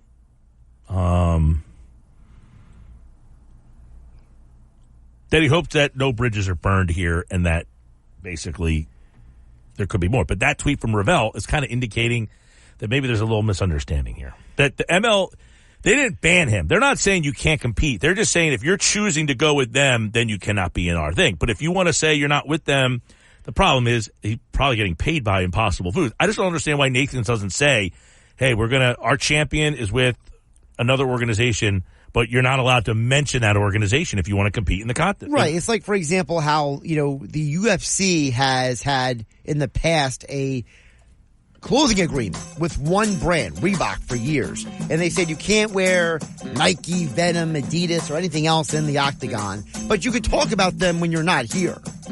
You just can't walk into our octagon with those clothes on. Why can't Joey Chestnut just show up in a plain white t-shirt and shorts with nothing that says Impossible Foods on? First Phillies lineup without JT Realmuto. Nick Castellanos hits in the 2-hole, and that's brought to you by Clark's Moving and Storage. Rio Grande moving to breeze with Clark's Moving and Storage. Schwarber, Castellanos, Harper, Bohm, Stott, Sosa, Dahl, Stubbs, Rojas. Wheeler starts tonight, so Stubbs gets the first crack at the catcher job behind the dish with JT Realmuto out. For more details on why he's out, go to our website, 973ESPN.com. This is the Sports Bash on 97.3 ESPN and the free mobile app. This is the story of the one. As head of maintenance at a concert hall, he knows the show must always go on. That's why he works behind the scenes, ensuring every light is working, the HVAC is humming, and his facility shines. With Grainger's supplies and solutions for every challenge he faces, plus 24/7 customer support, his venue never misses a beat. Call quickgrainger.com or just stop by. Grainger, for the ones who get it done. The Sports Bash with Mike Gill on 97.3 ESPN and the free mobile app. All right, welcome back. Sports Bash Live, 97.3 ESPN. I'm Mike Gill. Use the hashtag SBLive on the X platform to find us. If you're watching on the X platform, you can see the lineup tonight. Schwarber, Castellanos, Harper, Bohm, Stott, Sosa, Dahl, Stubbs, Rojas. So interesting. They got the two lefties at the bottom of the lineup there, Dahl and Stubbs, going back to back. Now, Marchand is here as the backup catcher, so you can possibly see him out there tonight as a actually, no, because, he's the backup catcher. You're not going to say because he's a switch hitter, but you're not generally don't pinch hit with the backup catcher. So he probably won't hit for Stubbs in this game, I would imagine not. What they really need is they need a third guy who can play catcher and other positions. I feel like that's what they really need on this team. Maybe right now. I mean, normally you're not going to hit for Realmuto in any situation. Right, but maybe you want a right-handed bat who can just come in for Stubbs in a clutch situation. Yeah, we'll see what ends up happening, but that's the first crack tonight. Stubbs is the guy at the getting the first crack behind the plate today. The Red Sox are throwing a righty. Cutter Crawford. And they got a left-handed bat in Stubbs. Dahl's in the lineup. So I guess what you could do is you hit for Dahl with Merrifield maybe against a lefty later in the game. You have that move in you. Well, the last time I did that was Pache. It wasn't, so what do you do there? Are you done with Pache at this point? Well, I mean, I think Merrifield's probably ahead of Pache. I would hope, but last week they pinch hit for Dahl with Pache. And Pache came through. I think, right? It was in London. He did. Not in that one. Not on Tuesday. Oh, the game in London he did. I thought he got a hit. No, the game in London he did, not in the Brewers series. By the way, Castellanos is in the 2-hole. So he gets first crack at the 2-hole. Turner could be back by the end of the week. There you go. Football at 4 is coming up. Adam Kaplan is here looking back at a week of mini camps. 97.3 ESPN presents the Sports Bash with Mike Gill. It's time for Football at 4 with Adam Kaplan, powered by the Inside the Birds podcast. I give my heart and soul to this franchise, as so many of us do. Now live, this is Football at 4. Football at 4, powered by the Inside the Birds podcast. It's brought to you by Bet365. Whatever the sport, whatever the moment, it's never ordinary. At Bet365, Adam Kaplan is here from the Inside the Birds podcast, which you can get on all podcasting platforms and their YouTube channel with all their YouTube content. Just search Inside the Birds. And here he is, Mr. Adam Kaplan, as he joins us now on the Sports Bash. I should ask you, Adam Kaplan, who killed WCW, which airs tonight on the Vice Network? Oh, yeah. I actually watched the first one. And boy, I listen to Josh's podcast, the 83 Weeks with Conrad Thompson, a lot. So, what's interesting, I listen because I like nostalgia, and it brings me back to when I watched wrestling in the 80s and 90s. I really stopped watching, 98, 99 when it became really bad. There were two things. Bischoff made a series of mistakes, but what he had no control over was merger of Time Warner, which he did a great job of explaining. Bischoff took responsibility for his mistakes. I mean, I know people beat him up over it, but he does. But it's that merger, and I got to read this book he talks about when Fultz rushed in, all the mistakes of AWOL Time Warner. That stuff's important. One of these days I'm going to get that book to learn what really happened. Because, look, things changed. Things changed really around 99, and it was a disaster after that. It's a shame because as someone who grew up watching wrestling, the best time in my life was when, in terms of watching wrestling, was when that angle was created, and no one could. They kept quiet, Mike, as you know. In today's social media world, there's no way they would have kept the NWO quiet right now, and Hogan making the turn. You know that there's no way they would have kept it quiet now. Yeah, no, I with the music in the background that was in, as you enter the football at 4 here, it made me think of that on tonight on Vice. But all right, well, I was over the pond. The Eagles were practicing, and there was a lot going on over there. So let's go inside the Eagles OTAs and get a little post OTA look at the offense. We heard from Jalen Hurts last week, 95% of new stuff. It looks like.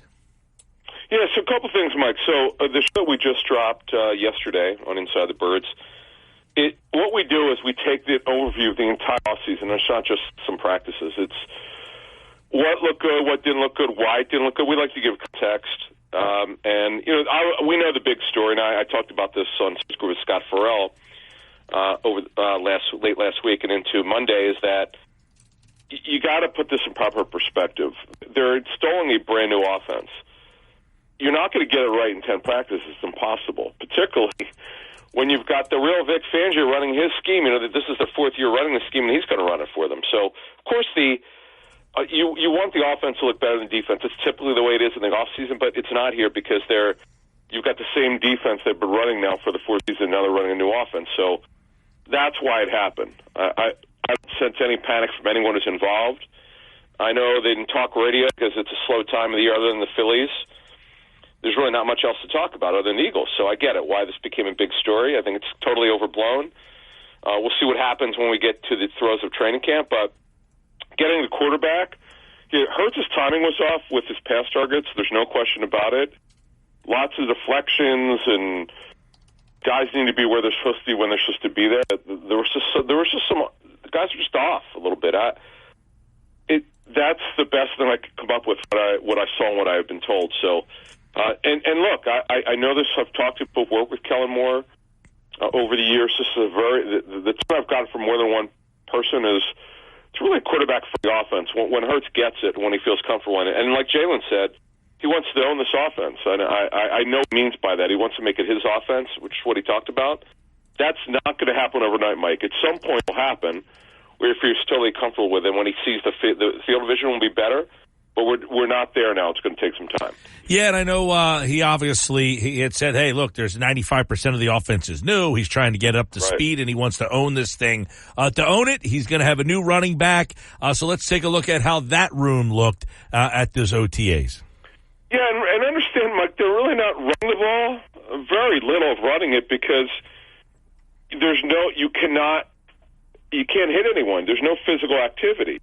That's why you have to be careful of making some assumptions when there's no physical play at all. That's why we've learned, this is my 25th year of covering these OTAs, my 28th of covering the NFL. I've learned to not go overboard in anything that you see. You just make note of it, and you take that information, you go to training camp.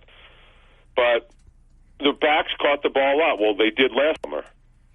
They're supposed to all offenses should catch the ball a lot in OTAs because they're called passing camps, Mike, and the OTAs and mandatory camp are exactly the same. There's really no difference. The only difference is you run some very light 11-on-11s, and I counted. It was 5 minutes for each one of them. It's not a lot, but you could certainly see them catch the football, and that's all we saw at running back. And one other thing before we move on.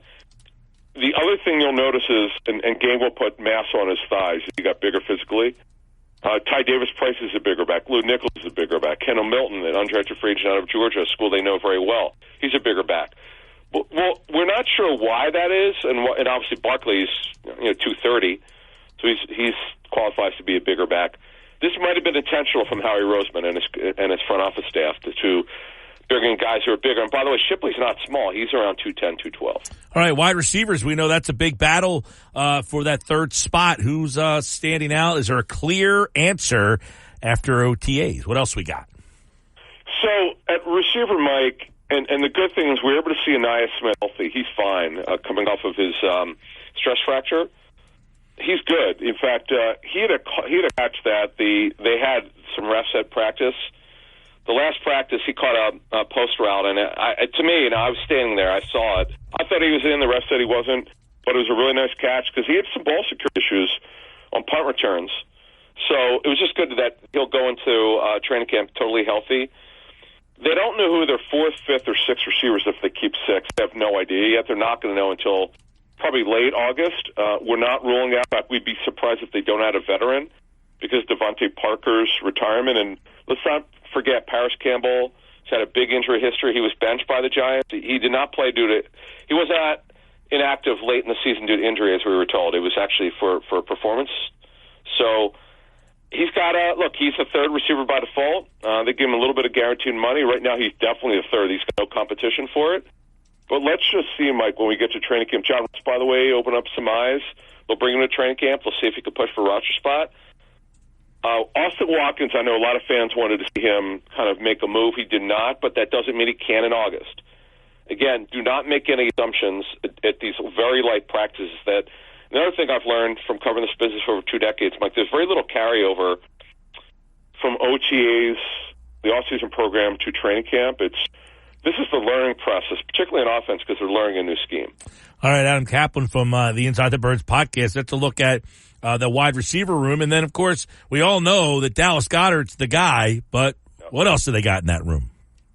Yeah, so Calcaterra, I know the recruiter saw this. He caught a lot of passes. Well, that's what he does. He doesn't block very well. They don't really have anyone other than C.J. Uzomah, who's healthy, by the way, number 87. They don't have anyone else who really can block well. So it's going to be Uzomah, barring something highly unforeseen. He'll be I'll make this assumption because they just don't, we kind of know what they have already. They have a bunch of what we call move tight ends, Calcaterra, Albert O, E.J. Jenkins. The undrafted kid Castles, we don't know a lot about him. We'll learn more about. He's the sixth tight end. Right now, you can't really make a case for them to keep tight ends. There have been times in Nick Sirianni's his fourth season, but in the first 3 seasons that they actually dressed 2 tight ends for a game. They haven't done it a lot, but they've done it. In fact, I remember Jeff and I talking about it one time. We thought it was crazy to do that. When teams do that, no, it doesn't mean they won't keep 3 for the 53. What we're talking about during the season, where they actually some games only dressed 2 tight ends because they didn't think that the other tight end was ready off the practice squad, or for whatever competitive reasons they didn't do it. But they may have to look at a veteran here, Mike. We'll see what happens in training camp. Because let's say Goddard got hurt. Sure, Uzomah will be the next guy up to feel good about that other tight end. Because, look, all teams run 12 personnel, which means 2 tight ends and 2 receivers in the back. So they got to figure this out, but they want to take a broader look at Albert O, which they'll do in training camp. Yeah, that's going to be another storyline to watch there at training camp. And another big one, I mean, there's a lot of offensive line nuggets that I'm sure you picked up during minicamp last week, because a lot of interesting names there right now. Mike, the biggest development of the football this offseason, really, if you just from a personnel standpoint, is Becton playing guard. Okay, as we understand it, he lined up at both guard spots in OTAs. He did left guard in the mandatory camp because Dickerson was out due to an excused absence. You know, he handled himself well in what he was asked to do, but there's no physical play there, and it's not fast in OTAs. It's going to be fast, so it may not work out. We'll see. But here's the thing. Let's just say let's move this forward here, Mike. Let's say that Fred Johnson will be one of the backup tackles. Becton will be one of the backup tackles. So you're set, totally set at backup tackle. You got depth, you've got experience, you're good to go there. You just, you're always worried about Becton's weight and his injury history, but he's lighter and he's got plenty of experience. It's just he's been a lot.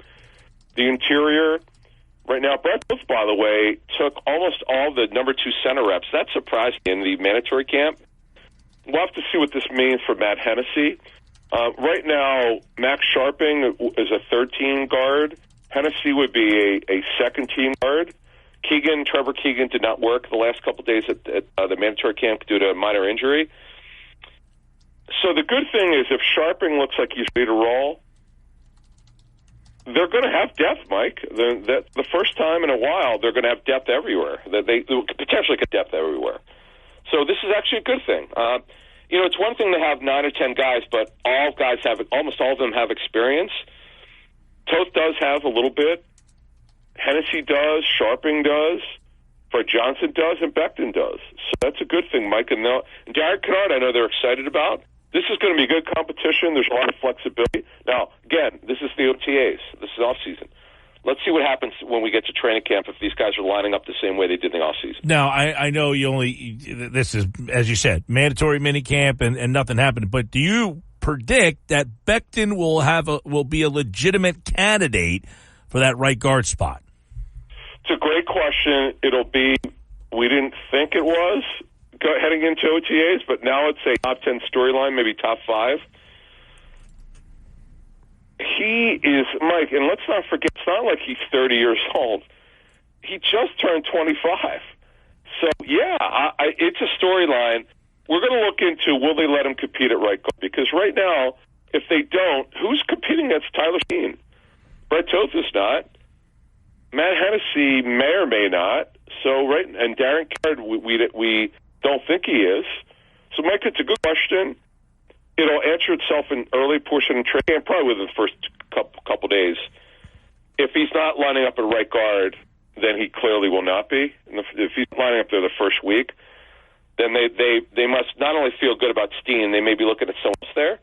But again, that was a huge storyline, and guy's never played it before in his career. And the fact that Jeff Stoutland thought he could is interesting. All right, so there you go. I think that's going to be an interesting story. That just added to training camp, getting Becton and seeing if he can now be a guard. And as you said, because right now Tyler Steen would be the guy. I don't know that anybody feels that he is leaps and bounds ahead of anybody. They might want him to win that job, but you get a specimen like Becton, you might be intrigued enough to say, hey, you know what, young man, get in the mix there and show us what you can do. So I think that's the story there. The tight end stuff that we went over, the wide receiver, you mentioned Paris Campbell seemingly looks like the clear guy there, so maybe they need to find someone else. John Ross do anything? He did, yeah. He did a nice job, Mike, in what they asked him. He's definitely healthy. One thing I do want to mention, let's say by a surprise, Becton winds up starting at right guard. Lane Johnson, 6'6", Becton's over 6'7". Landon Dickerson is 6'6". Mailata's 6'8". They by far have the tallest offensive line in the National Football League. And by the way, Juergens has got bigger than average size. He's just under 6'3" center. I'd be surprised if Becton started, but it would not be. It would be good in a way and a bad in a way. It would be good that Becton's healthy and he would have to have dominated at right guard, but it'd be bad that would mean they were wrong about Tyler Steen, and they basically would miss. They would basically miss on Steen if he has to start at right guard. All right, Adam Kaplan, everybody. The guys at Inside the Birds podcast have way more wrapping up the mini camps, and of course, we'll have more this week with the rest of the guys. Moshe on Wednesday, Andrew on Thursday. Get their perspective, and we'll look at the defensive side of the ball with Adam later on in the week. As a lot of stories on both sides of the ball as we get ready for the down period of the NFL. But hey, training camp will be here before we know it. Adam Kaplan, everybody. Thanks, bud. Thank you. Adam Kaplan from the Inside the Birds podcast, which you can get on all podcasting platforms. And go to the YouTube channel. Just search Inside the Birds. It's brought to you by Bet365. Whatever the sport, whatever the moment, it's never ordinary at Bet365. I'm Mike Gill. This is the Sports Bash live on 97.3 ESPN. So let's keep it here for a couple more minutes. I want to hear a little bit from Jalen Hurts. So I was in London last week, and all I'm getting ready for today's show, I keep hearing all this disconnect between something Hurts said and Nick Sirianni last week. And I can't for the life of me find how anybody in their right minds felt that there was some sort of disconnect between Hurts and Sirianni. If you've been paying attention to Jalen Hurts during his time here, I mean, Jalen Hurts is not a talker. So I get back today, and I said to Josh, okay, fill me in on what's been going on. I haven't been paying attention to everything. I get home, I hear everybody's complaining about something Hurts said. So he was asked about if Nick Sirianni has changed, or does he notice anything different to some extent? I don't know, Josh. You can set it up for me better because I wasn't it was hard for me to hear the whole bite, but I'm just wondering why everybody thinks that like there's a problem here.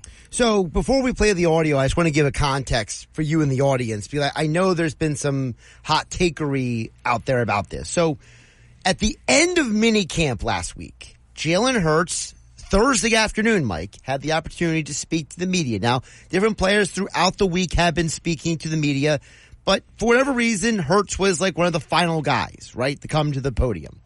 So his presser was only maybe like 11, 12 minutes. So about like 7, 8 minutes into the presser, this was the question asked to Jalen. And apparently the answer to this question got some eyebrow raises, right? So here's the question and the answer, and you in the audience can genuinely react to what was said here. It's about, Nick being open-minded to change up the offense like he has. I mean, what's that say about him? I mean, it's a great question. I don't know that I know the answer to it. Well, what have you seen from him as far as doing that?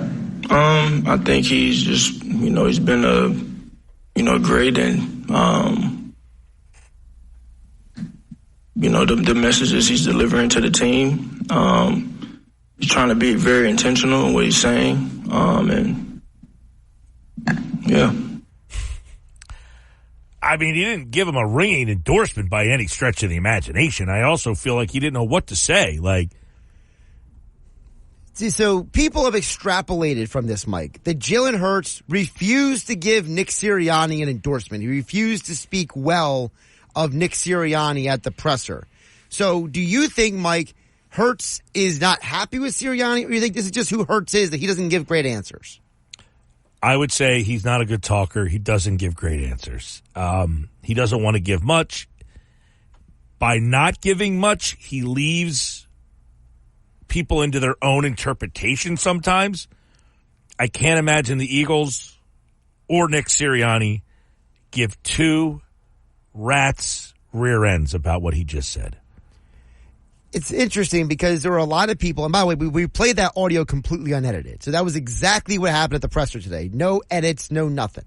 On Thursday, I mean. Mm-hmm. So we talked about this, I know Nick and Ryan talked about it on Friday. Nick Earnshaw and I talked about it on Thursday.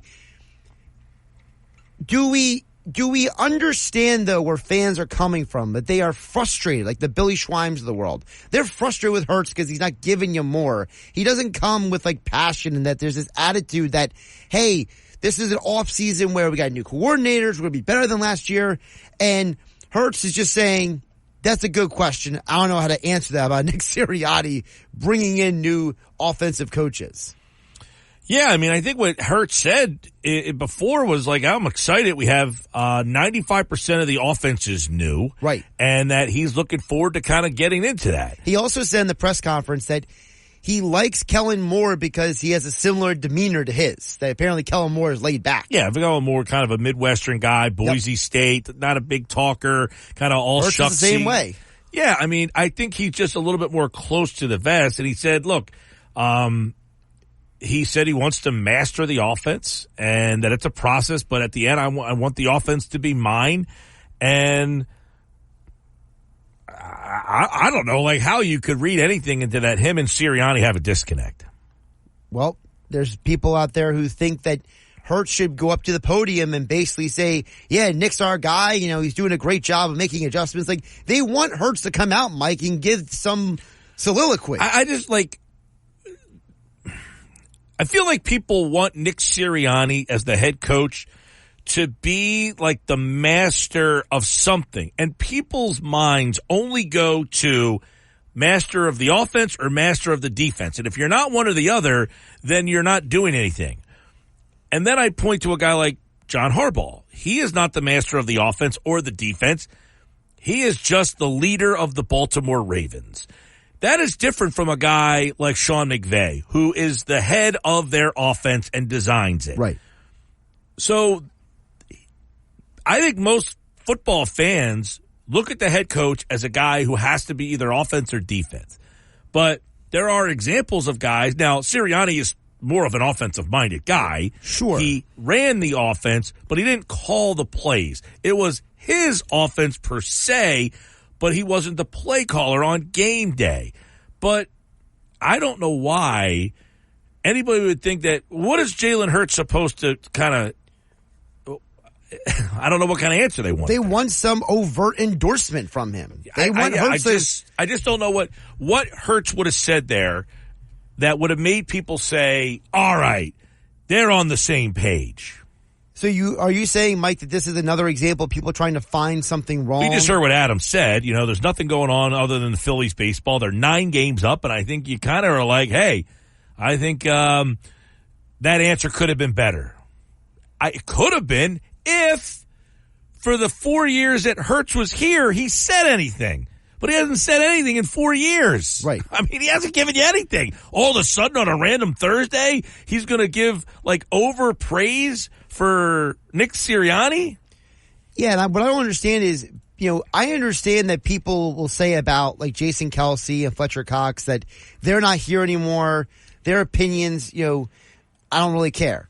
Which is, I can understand people come from in a sense on that, Mike. But again, you're talking about two guys who are much more vocal than Hurts is. Like, you can't compare Hurts and his vocabulary and his speaking acumen to two guys who have historically been vocal. Yeah, I would have to almost listen to the whole press conference and just kind of see what he was answering before. Tom from the Villas chimed in, and it's kind of what I'm thinking.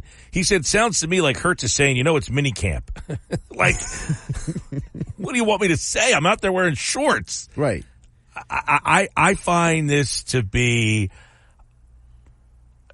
I am not able to find other things to uncover, so I'm going to talk about something that I can get people who want to complain to get on my side. Well, that's why for me, Mike, I was more intrigued by the 95% comment, because if there's that much of a difference, I know it might not be literally 95%. I know I'm known to be literal over here, Mike, but even I can figure out it might not be literally 95%.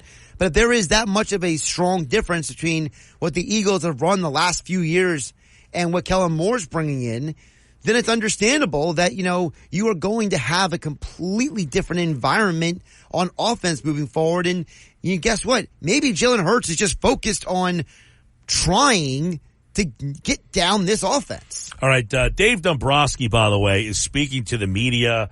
Let's pipe into that real quick here on the Sports Bash. For us lately, so we feel if we have another injury, which I hope we don't, but if we do, I'm sure he'd be the next person up.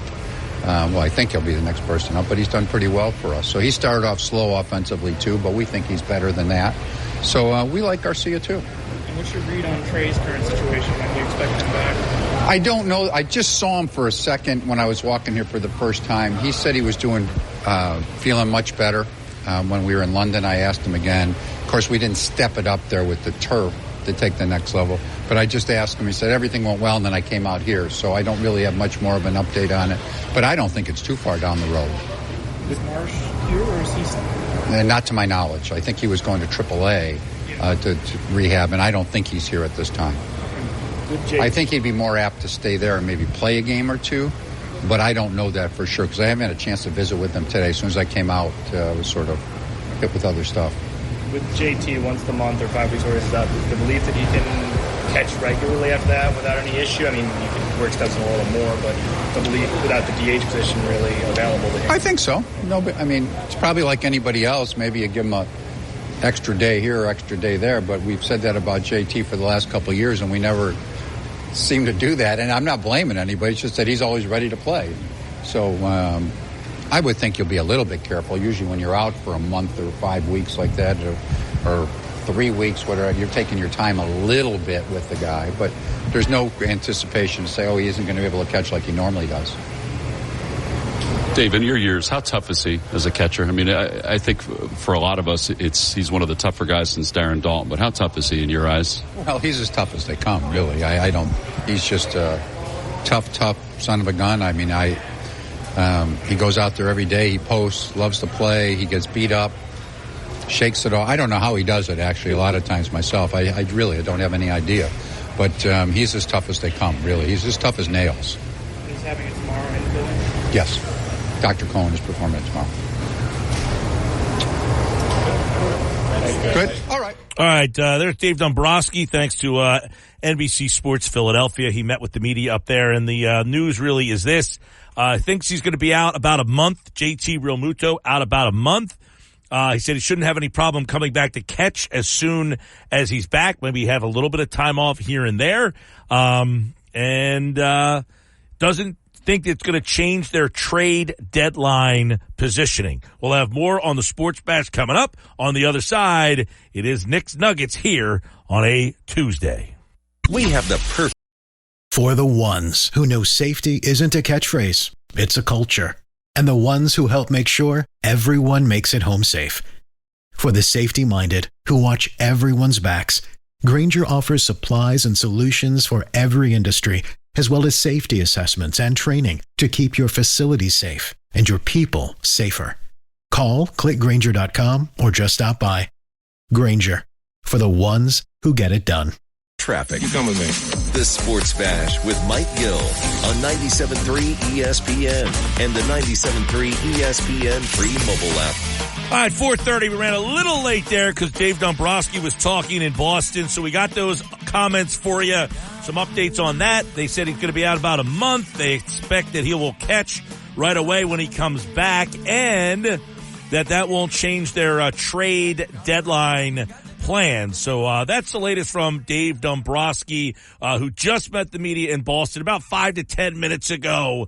Nick Earnshaw is here. He filled in yesterday and Friday, did a great job there from the Shift podcast, and of course the Locker Room with Billy Schweim. He's the host of Knicks Nuggets here on the Sports Bash. What's up, Nick?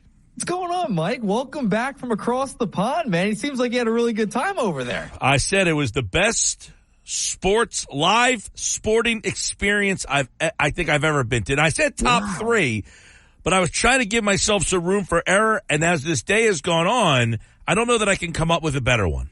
All right. I might give you one that could top that at some point. I have a nugget for you on that specific topic during this nugget segment. But we got to start reacting to Dave Dombrowski right there after the last break. Heard him. JT going to be out a month.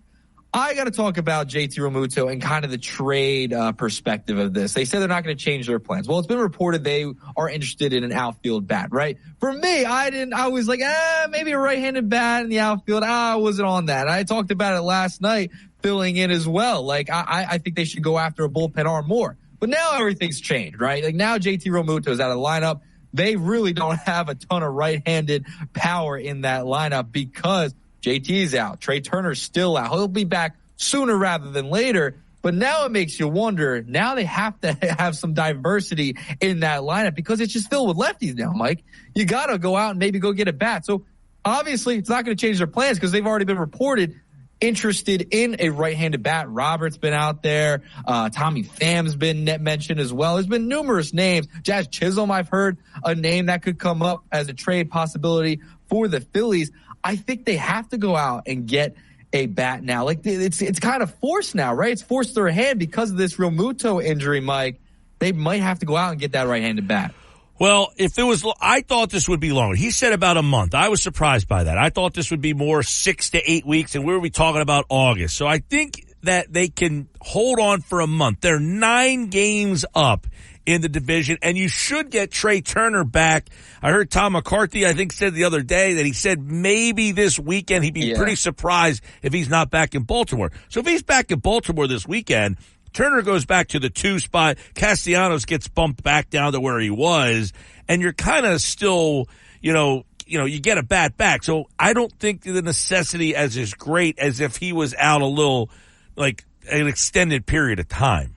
Yeah, but I feel like that's under the assumption, though, with Trey Turner coming back that, he's going to continue to hit 300. We don't know if it'll take him a little bit to get acclimated. Remember, the hamstrings kept him out a while. So that's under the assumption, Turner's going to come back and just slide right in and continue to hit 300. That remains to be seen. If he starts struggling a little bit, isn't as productive offensively, then you have to think about it, right? Like, maybe we do have to go get another bat. And a month, it just seems fast, right? It just seems fast for JT to return. Remember, he's a catcher. He's not out in the outfield. He's not a shortstop or anything like that. You have to think about this. And we've talked about this. Yeah, you have to remember, though, Nick, these meniscus injuries are wide-ranging. Some of them, like Joel Embiid's, are more, kept him out longer. There's some times where a guy gets a meniscus injury in the NFL on a Monday, and he's back playing by the end of the week. I mean, some of them are just quick little clean. So there are various degrees of the meniscus injury. This one seemingly is not as severe as, say, Joel's was. Right. I understand that. I just think because he's playing catcher, right? Like, he's bending down for 9 straight innings, and he's a guy who's played a ton of innings already. Like, they don't sit him that very much. Dombrowski was just asked about that. They said, is he going to be able to catch right when he gets back? He almost looked as if, like, what a ridiculous question. He's like, I don't see why not. Like, he's ready to go. Like, don't see Dombrowski 5 minutes ago. We just played the audio. Right. He did not sound like a guy who was all that concerned with what this is what Dombrowski said when he was asked about Realmuto returning to the catcher position. I think so. Probably like anybody else. Maybe you give him a extra day here or extra day there, but we've said that about JT for the last couple of years, and we never seem to do that. And I'm not blaming anybody. It's just that he's always ready to play. I would think you'll be a little bit careful. Usually when you're out for a month or 5 weeks like that, or 3 weeks, whatever, you're taking your time a little bit with the guy. But there's no anticipation to say, he isn't going to be able to catch like he normally does.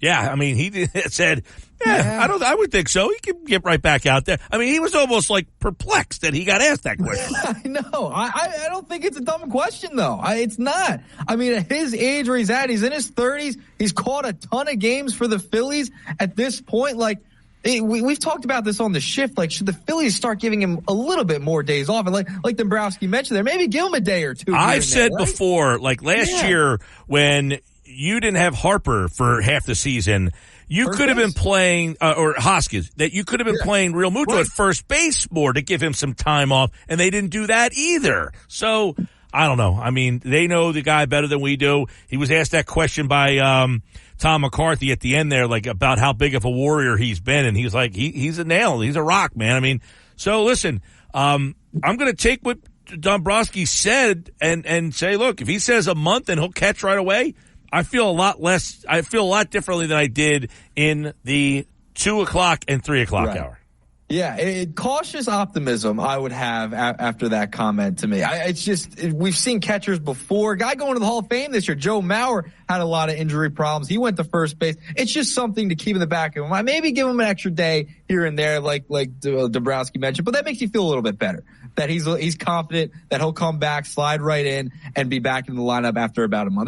That's good. That's a good sign. That's a good sign. I hope he's right. I hope that's what happens with JT when he comes back. Yep. All right. Nugget number 2, Mike. We got to go to probably the other big story of the day. Joey Chestnut. Banned from the Nathan's hot dog eating, kind of banned, I guess, right? They're not allowed. I don't know, maybe it's a miscommunication. I know you've been in contact with the great Joey Chestnut. This is crazy. So he signed with a vegan competitor. And now the Nathan's did not want him signing with that competitor. So they're not allowing him to compete in this contest this year. I look forward to the Nathan's hot dog eating contest every year. I have family members, right? They're not sports fans, like big sports fans at all, right? But every 4th of July, you ready for the hot dog eating contest? They're locked into it. So over the past couple of years, they've drawn over 1 million viewers on ESPN watching this. Like, this is a big deal. It's an event. And everyone knows Joey Chestnut. It's an event. Just like I see at the London game. It's not a game. It's an event. That was an event that I went to. It wasn't about the game. It was about being inside an event. The hot dog eating contest is an event. It is something that is a spectacle. It's pomp and circumstance. I said, anything that comes with like entrances and music and all of the stuff that overshadows the actual game or event. That's when you're at a bigger game. Like Harper hits the home run and it's the black, the London black cabs that they have over there with the fireworks shooting out from the cabs. Like all that stuff adds to make it more than just the game that you're at. Well, his I guess popularity was even elevated more last year. Remember they tried canceling it? They tried canceling the Nathan's hot dog eating contest last year, right? Because it rained. It rained, and then Joey Chestnut was the guy leading the charge. It was that famous picture of him in the rain, soaked, going back out there to finish the hot dog eating contest and have it. Like, this guy is beloved by Americans around the country. It's a staple on 4th of July. He's won 8 straight years. He took it from Kobayashi when Kobayashi was winning all those events. He started winning and it became a rivalry. And then since then, he's just become the GOAT of all time. I mean, this would be a travesty if he's not able to compete this year. Yeah, I mean, look, meeting Joey Chestnut was hilarious, okay? Like, I didn't expect to run into this guy, and then I didn't know what to expect once I met the guy, but he was just such a nice guy. He was down to earth. I mean, I don't think he ever asked any of this stuff. Like, I don't know that this is something that he was like, hey, like, he taught himself to do this. He basically was like, hey, somebody has to beat this guy. But listen, he signed a deal with a competing company. Now, he seems to think it's okay. We'll see. I don't know what to make of it. He texted me back. Apparently, ESPN reached out to him for comment. He didn't reach back to them. He's Sports Bash. Yeah, well, I will say that the big thing for him, I know that he was trying to work, but he said what he said in the text was that basically he's hoping that no bridges have been burned here. Yeah, hopefully. I feel like there's enough time, right? We got about a little less than a month now till the Nathan's hot dog eating contest, right? I feel like there's going to be a way because of the backlash and how big of a story it's become. I think it was like #1 trending on Twitter or #2 trending nationally on Twitter right now. So Adam Schefter tweeted about it. Yeah, like this is a big deal. People care about this. So I think there's going to be enough time for them to figure this out and make sure he's in the contest. Like, I can't see them not figuring it out based upon the backlash everyone has to this. Everyone wants to see Chestnut. They're not going to get any viewership if he's not in it. There'll be viewers, but I think it could be cut in half. I think you're right about that. If he's not, I think Kobayashi being the dominant guy brought it to light. And then the rivalry that they had, and then after that, him winning consecutively and constantly breaking his record. Any Joe Schmo that wins this thing is not going to be the same. This guy's Chestnut's a showman, man. He is, man. I mean, last year in the rain, he's coming out there like ready to go, like Rocky, like coming out. Like it was fantastic. It was awesome when they tried to cancel it and he pushed them to have the event later on in the day. It was fantastic. I think you could see something along the lines here that somehow a deal gets done where he's in the contest, because it would hurt everybody if he's not in it. Yeah. So according to a report in the New York Post, Impossible Foods offered him a 4-year, $1.2 million deal. Guess what? If you're Joey Chestnut, you take that deal. Yeah. I think you got to take that deal, right? I can't blame him. We'll see how this all shakes out. We got a little less than a month, but I think it happens. You take that deal, but if you're Nathan's, you allow him to compete as the champion. Yeah. It's not going to hurt you it's going to hurt you worse if he doesn't compete. It's going to hurt you way worse if he doesn't compete. So we'll see. All right. Nugget number 3. You discussed the big event going to London, right? There's something that I think could top that. So in 2026, this hasn't happened in a long time, Mike, in Philadelphia, and it hasn't happened at Citizens Bank Park. The All-Star Game is coming to Philadelphia in 2026. I think that's something that could rival the London series and be at a top event, whether it was the draft a couple of years ago. remember the 2026 All-Star Game is going to be in Philadelphia. I think that could be a gigantic spectacle, especially with the camaraderie and what goes on and how big the All-Star Game is. That's an event that could be something. Yes, that would be an event that if you're there, the pomp and circumstance, all the stars being there, the weekend, the town will know that that's there. I think you're right. Now, I have not been to an All-Star game before, so I can't say I know the feeling of an All-Star game. I think the All-Star game has lost its luster. But that being said, I think being at the game and in the stadium, you'll still have the energy and the feel of something big. So, yes, I could say if I go to that game, I could say I think that game could have a bigger feel than this game. Yeah, and then you have the home run derby as well. That's another part of it. Like the home run derby is a huge deal as well. Maybe they changed the rules a little bit. Who knows? Because they've changed the rules over the past couple of years, made it a little quicker for batters to go through it. It's kind of like the pitch clock for the home run derby. But yeah, I think that's another event that could really be a big spectacle, especially in Philadelphia and if the Phillies are good. I agree. Somebody also brought up like a World Cup game. I had not been to a international soccer game. I was at the Union game, a couple weeks ago. That's not rivaling the event that I went to. Well, Messi comes this weekend. Is he playing though? He's playing. Yeah, I think. I don't know. I'm pretty sure he's playing. Yeah, I'm not sure about that. Been elevated. What's that? The tickets have been elevated. The prices went up, so maybe. Well, my buddy was supposed to be going to Baltimore with me, and he's the guy I went to the Union game with, and he's not going to Baltimore because the Messi thing. Right. But he said he didn't think Messi was playing. But so if he doesn't play, that could have changed. I don't know. Yeah. But my point is, I can imagine like a World Cup soccer game would have that feel to it. Yeah, I think so too. He is in. Yeah. Oh, so he's playing. So I know they're playing Miami. I know that. Yeah. So Messi might. So if Messi plays, I mean that's a pretty big spectacle too. But yeah, I think the All-Star game that could be another big one, especially since it hasn't been here. I'm saying though, what I think add it to I love every year, my girlfriend and I look for what bowl games our schools are going to. Because if you ever been to a bowl game, that is an event. The lead up to the game. One side of the street will be one school. The other side of the street's the other school. They're all partying in different places.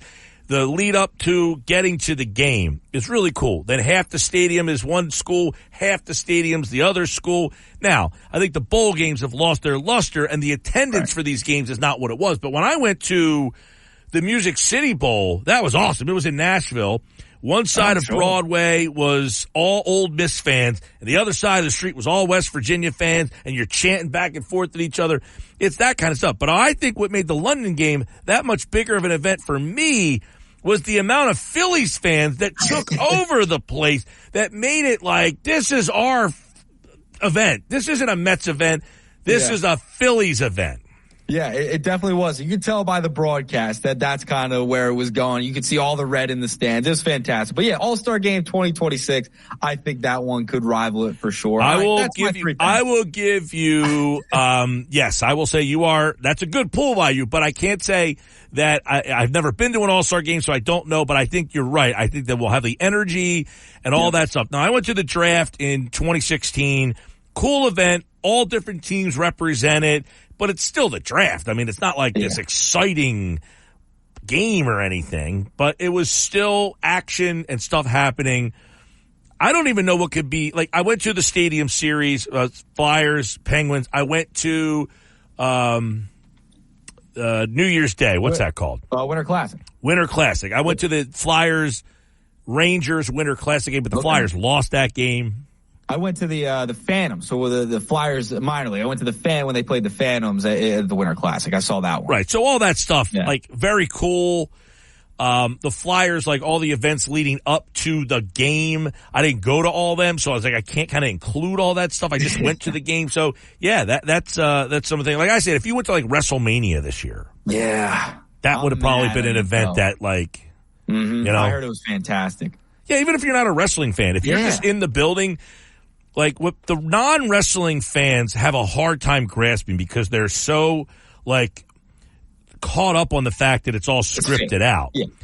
It's most people don't care about the result. They care about the story, but they care more about the entrances and the music and the presentation is what draws most people. It's not the actual matches that draw people. Yes, there's some people that like the choreography and the way that they pull these moves off without hurting each other.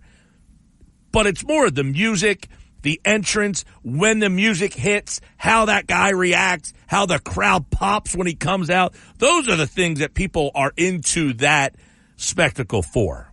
Mike, it's about the aura, right? It's all about the aura around the event. That's essentially what it is. I think the All-Star game could definitely bring it. All right, sure. I think you're right about that. That's Nikki Earnshaw. That's Nick's Nuggets here on the Sports Bash live on 97.3 ESPN. All right, Nick, thanks, man.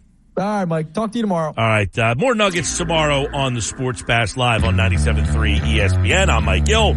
Coming up, Jeff Kerr in the 5 o'clock hour is going to be talking some NFL. He's going to look back at all the news and notes from the NFC East, from all the mini camps, what he saw, what stands out, what's real, what's not, what should we be concerned about as training camp gets here. That's coming up with Jeff Kerr from CBS Sports, their NFL writer. He has a great piece about all of the stuff he watched at training camp. He was there with the Eagles, not training camp, mandatory mini camp. We'll go Eagles, we'll go NFC East with Jeff Kerr at 5 o'clock. Coming up next on the Sports Bash live on 97.3 ESPN, the 97.3 ESPN free mobile app, and streaming live on the X platform at 973 ESPN. Just use the hashtag SBLive to find us. It's Jersey. This is the Sports Bash with Mike Gill on 97.3 ESPN and the 97.3 ESPN free mobile app. Now live from inside the Ocean Casino Resort studio, here's Mike Gill.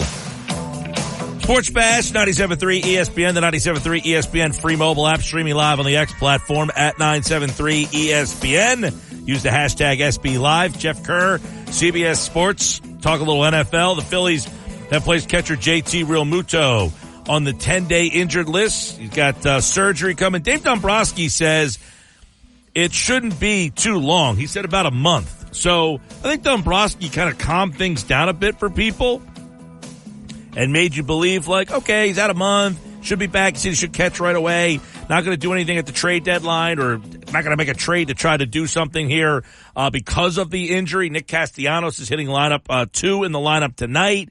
So we'll see. I think Dave Dombrowski, I think, calmed everybody down a bit, or he should have at least calmed everybody down a little bit when he gave his quick expository on what he thought. I mean, he didn't seem like he was all that concerned at all about it. I mean, he's out a month, but you're losing Turner.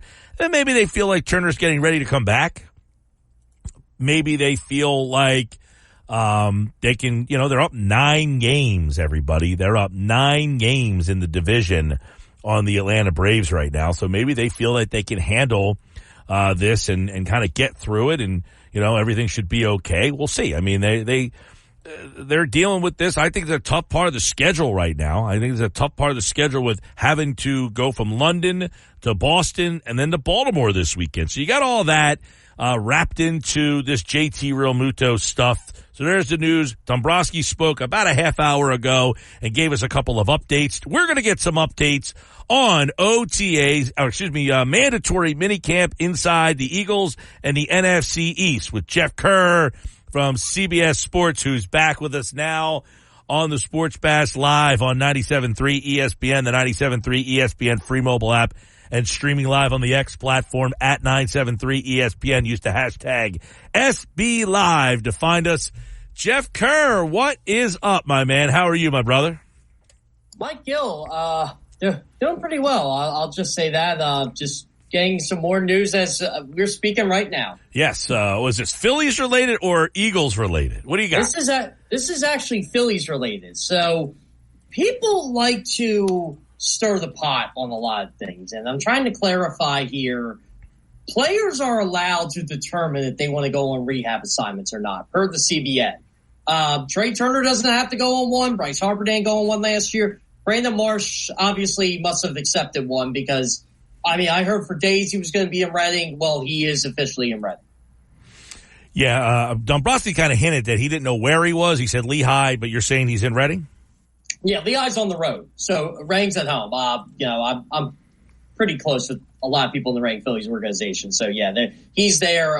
Reading just had a couple promotions today. Aiden Miller just got promoted to Jersey Shore. I don't know if you heard that one yet. So, yeah, a lot of stuff's happening. All right.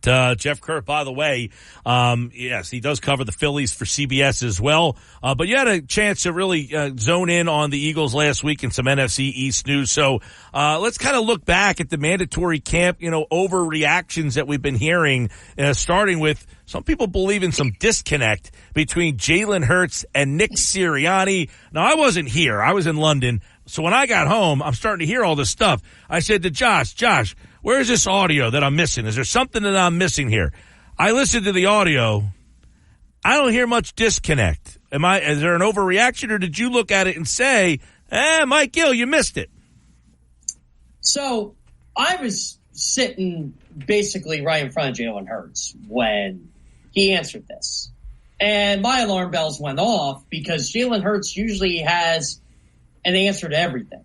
And he prepares for these press conferences probably as well as anybody prepares for anything. So for him to get stumped or thrown off by a question and just kind of not having an answer, and it was a softball question, not that it raises a red flag, but I think it's something to monitor. I'll just leave it at that. I don't like how he answered it. I mean, because if you remember earlier, our buddy John McMullen, in that press conference, asked Jalen Hurts about, I think it was about Kellen Moore, no, it wasn't even about that. I think it was about I forget what John's question was, but Jalen Hurts went out of his way to mention 95% of the offense is new. Yes. So he does everything intentionally. Yeah, so I guess you're right. He said, hey, 95% of the offense new. I want to master it. I want to, basically make this my offense.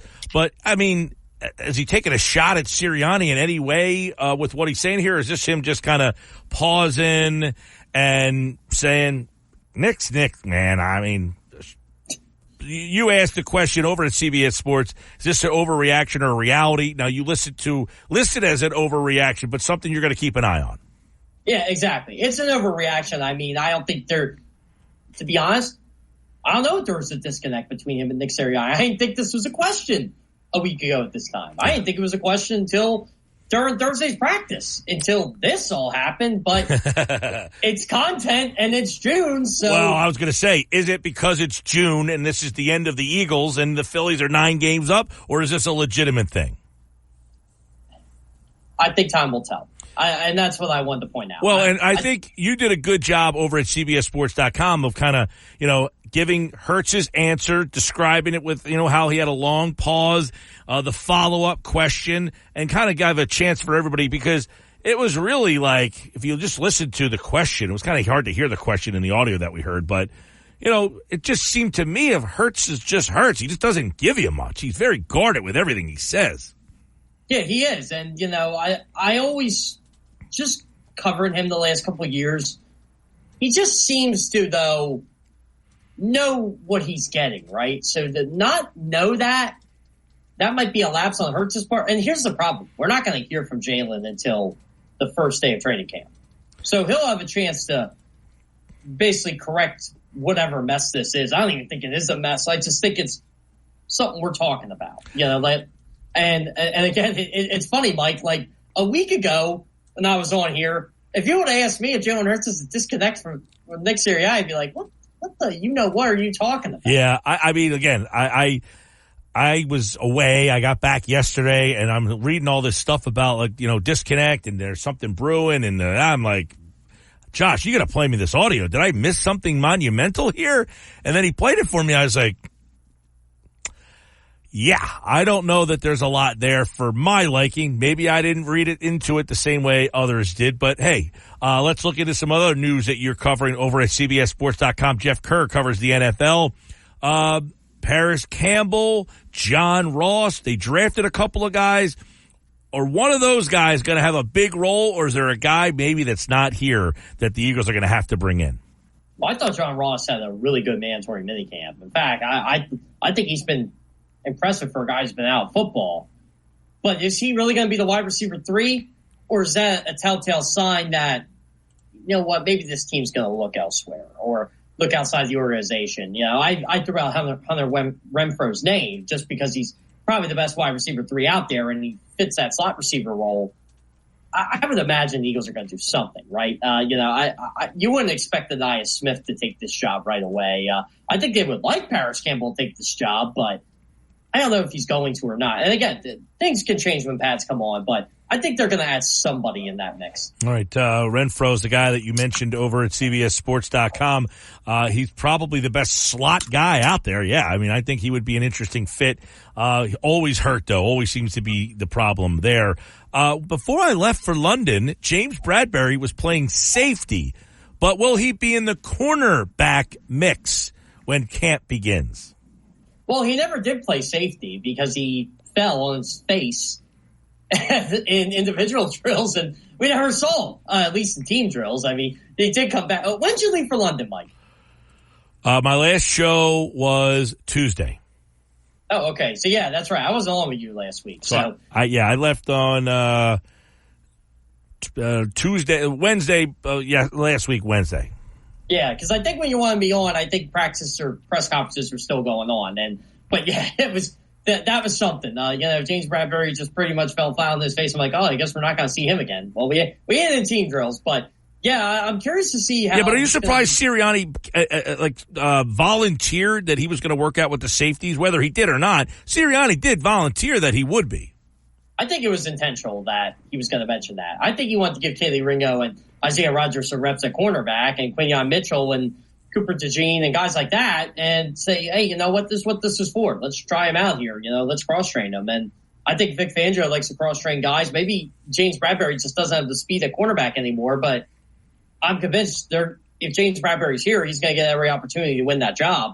I don't know how he's going to start safety because it's C.J. Gardner-Johnson and Reed Blankenship or Avonte Maddox or whoever they're going to put back there, or maybe even Cooper DeJean. I still think Cooper DeJean should be a safety, but he could be the slot cornerback too. It's going to be an interesting puzzle they're going to have to figure out. Yeah, I mean, because I thought, when Bradberry was supposedly going to go play safety, I'm thinking, how do you – listen, whether Bradberry wins the job or not, if he's here – how do you not at least give him the opportunity to win the job instead of just ambushing him and pushing him over to sit? Now, I don't know if ambushing him. I don't know if they just surprise, hey, by the way, you're playing safety, but I'll be interested to see if he has a legitimate shot, if he's in that mix to win that cornerback job. Sounds like you think he is.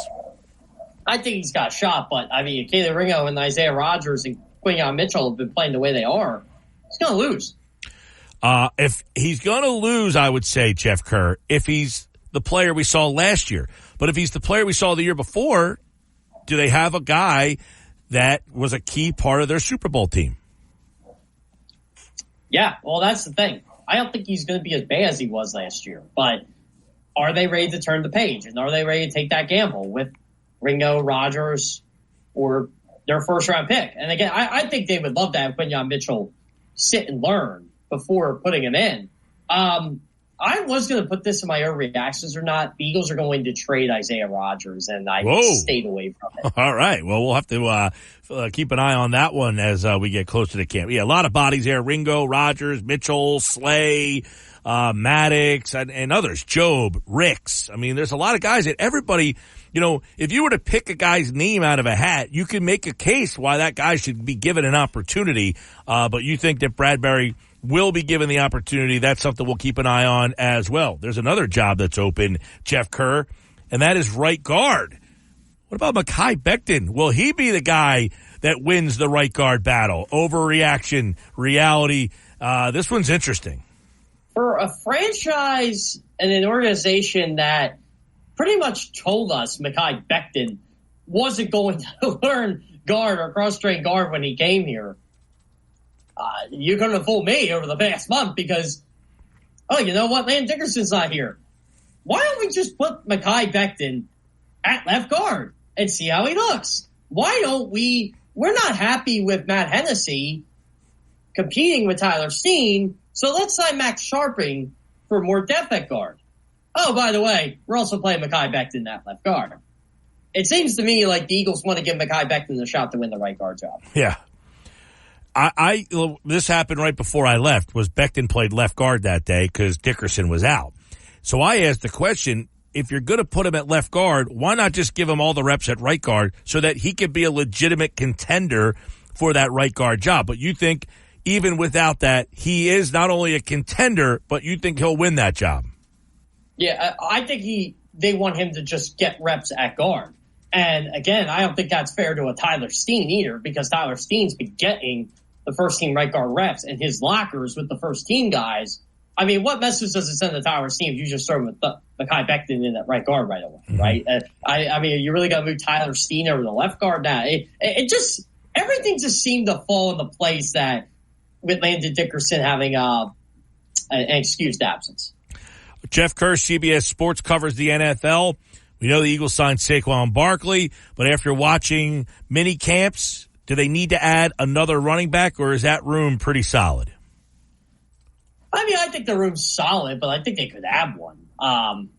You know, Kenny Gainwell wasn't too great last week. I'll just be as blunt as I can. So, he dropped 2 passes. Just, you know, if he's going to be the backup running back, I don't see it. It might be Will Shipley. I thought Will Shipley had a good camp, but and again, this isn't really a big thing because Saquon Barkley is a 3-down running back and he's going to play a lot, but you're going to need depth there. I think they're fine with Gainwell and Shipley, but unless Kendall Milton just really turns heads in camp, I think they could add someone there. And look, Milton had a good minicamp, don't get me wrong, but Tyrion Davis-Price didn't, Lou Nichols didn't. There's good free agent running backs available and you have cap space, you might want to do it. Yeah, I mean, look, we know Barkley would assume anyway, Jeff, has a bigger role. I guess we should ask it that way. Does Barkley, in your mind, have a bigger role as the running back than Sanders and Swift did the last 2 seasons? Yes, I think so. I think, one, because you're paying him that much. And 2, if he stays healthy, I think he's going to get 20 to 25 snaps a game. Now, obviously, that's not all or touches a game. Sorry, snaps. That'd be terrible if he only got 20 to 25 snaps a game. So, yeah, touches, yes. But who gets the other touches? Is it Gainwell? Is it Shipley? Is it both? Do they mix them in? But, Mike, just think of it this way. How does a Kareem Hunt type player look on this team? Well, I mean, obviously, Hunt's a very talented guy. He's had a lot of injury problems. But as a second guy to Barkley, although, you know, him and what's his name, kind of split time in Cleveland. Nick Chubb or Chubb. Yeah. And look, they also split Kareem Hunt's time last year when they brought him back. Remember, after Nick Chubb got hurt. So, I mean, maybe that's Kareem Hunt's role now, but he's pretty good at that role.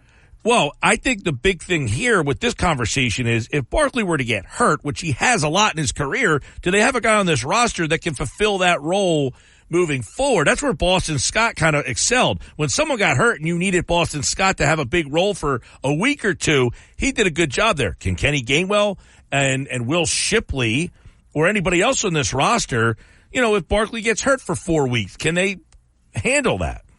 You know, I'm still kind of surprised they let Boston Scott go, to be honest with you.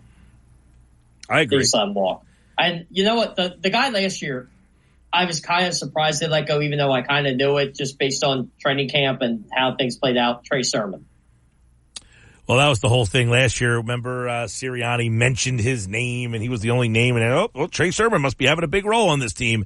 And that never really happened. But, hey, I guess the Eagles, by the way, did confirm, you just wrote this over at CBS Sports, that they will wear the Kelly Green uniforms in 2024.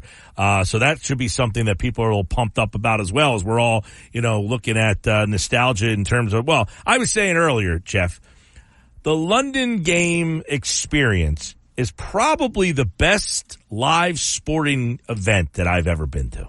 Really? It was that fun. Because I've talked to a couple people besides I mean, this is the first time I talked to you about, but I talked to a couple people that went over there and they loved it. They loved everything about it. I don't see how, if you're a Phillies fan, I don't see how it wasn't one of the best baseball experiences that you've ever had. I mean, outside of I'm saying not like a game. Like, I was at Roy Halladay's no-hitter in the playoffs.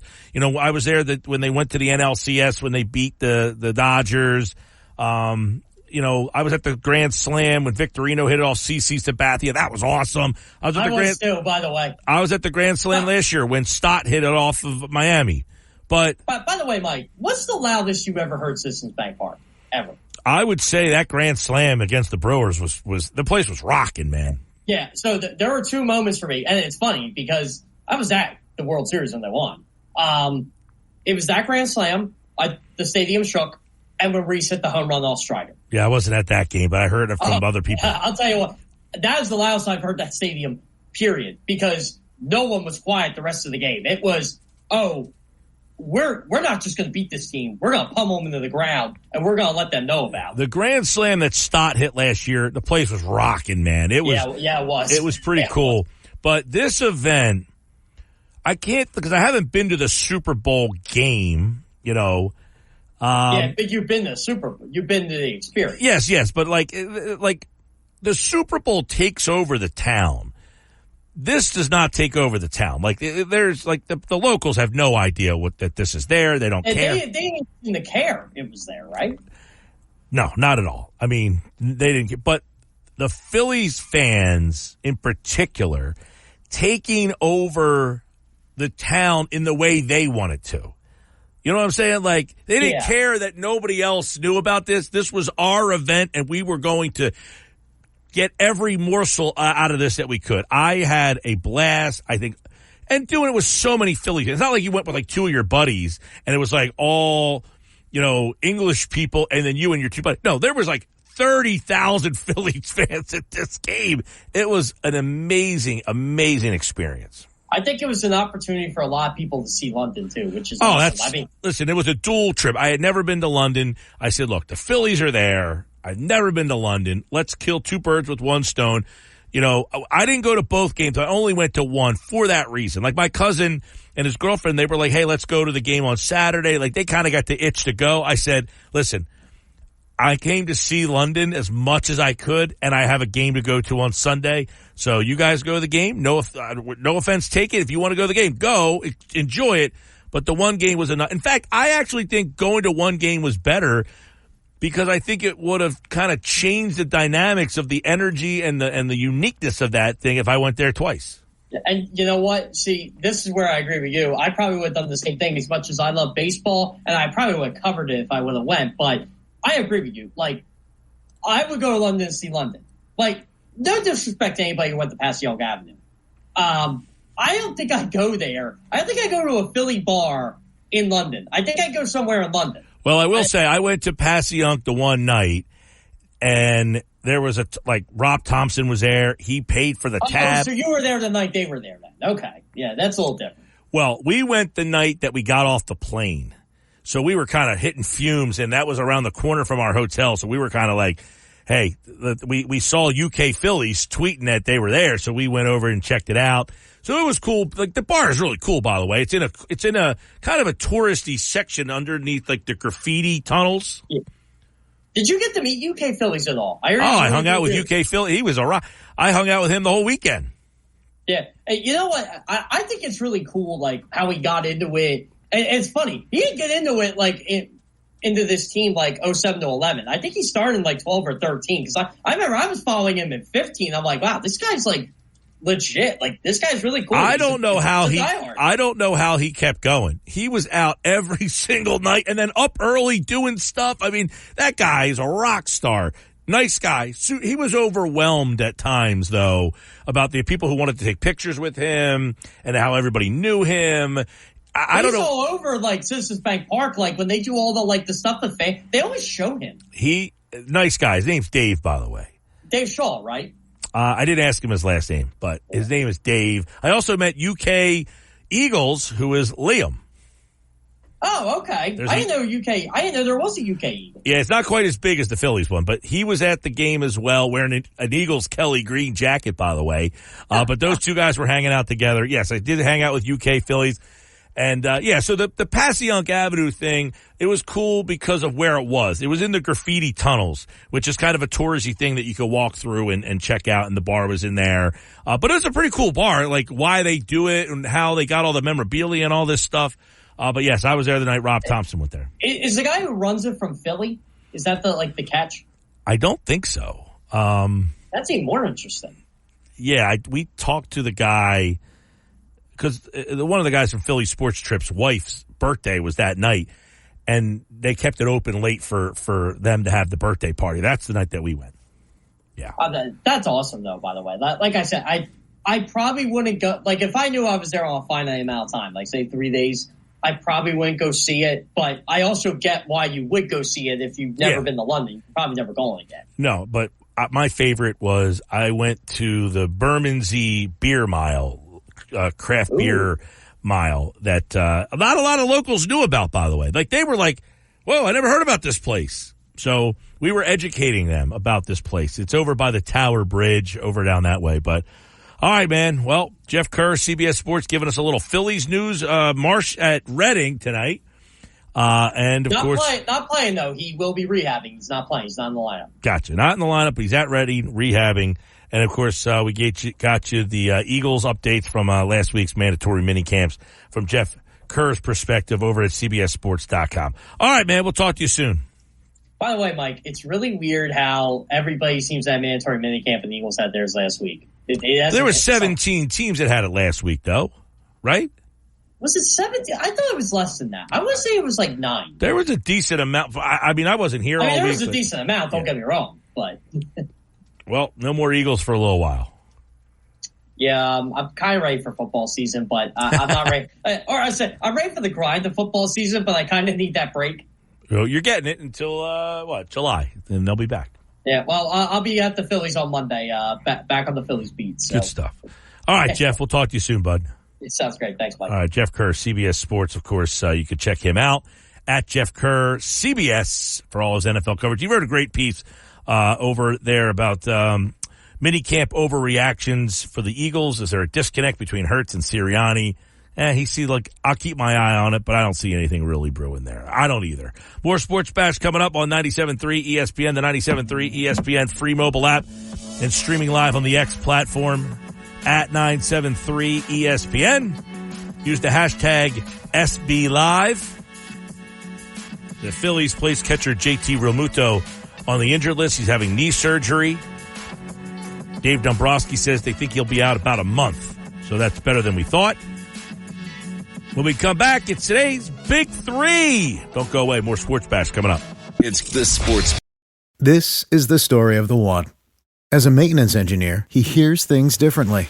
To the untrained ear, everything on his shop floor might sound fine, but he can hear gears grinding or a belt slipping.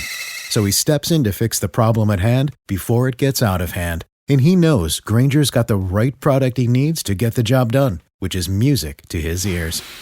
Call, click Grainger.com, or just stop by. Grainger, for the ones who get it done.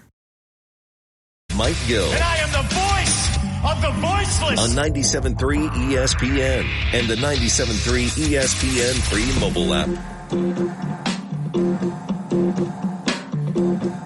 5:33 Sports Bash, 97.3 ESPN. So I went to the MLB Experience. My girlfriend and I got the picture. There's a car with like the Phillies logo, yada yada, and we, used the hashtag MLB Takeover.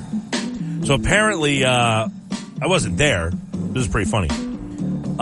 We're sitting at lunch, and I get a text from a girl who used to work here, 2011. That's a while ago. Yeah. I haven't heard from her since 2011, and I didn't, it wasn't like somebody I talked to all the time. She said, "Are you at the Phillies game?" She said, "Are you in London for the Phillies game?" I said, "Yeah." She says, "Your picture was just up on the big screen." Was it a Saturday game? Not at the stadium, at Trafalgar Square. Oh, okay. They had I guess if you used the hashtag, they were putting pictures up. Grabbing they were grabbing the hashtag and putting them up on the big screen of people showing that they were there. Gotcha. So we took the picture, used the hashtag, and I guess. But I said the fact that randomly she was like, "Hey, I'm here," and your picture is on the screen right now. So what surprised you more, your picture on the screen or the fact that someone you haven't talked to in over 10 years texted you out of nowhere? The fact that she saw it and texted me, Now, I mean, I know Sammy decently. We worked together a lot in terms of, whenever we would do a live show, she would be the girl that set the, on site? Yeah, she was a promotions person. So we did work together, but it's not like we talked a lot outside of work. Right, it's not like you guys stayed in touch. No, she hasn't worked here for a while. In fact, I think she was in Israel for a while. Wow. Yeah, she left and was traveling the country, the world. Good for her. Yeah, she was smart. She got out of here. With that logic, I'm the biggest idiot in the world then. You and me both. Well, you've at least been to London. I have been to London, and Sammy saw me. I haven't. Mike, I want to start the big three with a international player. We'll try to tie that in here in the most awkward way possible. So, Kristaps Porzingis' status for Game 3 is in question. Now, I am not going to try to pronounce the injury he has because even I have never seen this injury. But according to Dr. Chow and The Athletic, so I keep gathering information from both of them, he basically has a torn tendon in his left leg. It's the tendon that connects the back of the calf muscle to the knee. Now remember, he did strain the calf muscle earlier in the postseason. Porzingis has been telling anyone who asks him that he is going to play, if at all possible. Now, Celtics head coach Joe Mazzulla said that it's a serious injury. Porzingis can do anything he can to play, but at the end of the day, the medical team are not going to put him in a bad situation. Now, Porzingis was a key player, Mike, in winning Game 1 of this series when he had 18 points in the first half and had a dominant defensive second half for the Celtics. So, with the Game 3 tomorrow night, any concern that no Porzingis will be a problem for the Celts moving forward? Yeah, I mean, they won both games at home, which is what's supposed to happen here. Now, I can't pretend that I paid a lot of attention to the series. It was a complete nothing burger over there in London. I mean, nobody was talking about it. Nobody cared. In fact, the one day the Phillies played, we were at the Bermondsey Beer Mile, and the Phillies game was getting ready to start. Right. So we're looking for, now, one of the things with this Beer Mile, nobody really had a TV. It wasn't a place you go to sit and watch a game. Now, there was a place on the street that did have TVs on. There was one that we found. You found one? Found one place that had TVs on, but they had cricket on. Oh, that's poor. So we said, hey, to the cricket, can you put the baseball game on? And they laughed at us like they didn't know what the hell we were talking about. Yeah, what's baseball? But they didn't have any care about the NBA finals over there either. No. So I don't really know. I know that Dallas is down 2-0, and both games are pretty lopsided. I think Dallas got back into the game in the third quarter other night, yeah. But they have not played well in these two games, but both games are in Boston. You would expect that. Well, what was unexpected was how poorly Kyrie Irving has played and how inefficient the Dallas offense has been, and that you thought that going into this series might be a high-scoring series, but Game 1 was a very lopsided game. Game 2 was much closer, and by the way, the ratings reflected that, Mike. Game 1 was the least watched Game 1 since 2019 of an NBA Finals game. But Game 2, the viewership was much higher, and apparently it was almost 6 million viewers higher if you include the streaming audience. So, obviously people are not as excited about Boston, Dallas, and you could argue this series doesn't get more exciting. Is going to be a rough viewership. No, and obviously, I mean, losing Porzingis, going back to Dallas, kind of feels like a Dallas, bounce back. Like, I'm not worried about what the results of the game were in terms of score. I think Dallas can, get these two games here. And if Porzingis doesn't play, he's uncertain to play. Even with him, I think Dallas has a shot to get the game, at least Game 3, and make it an interesting series.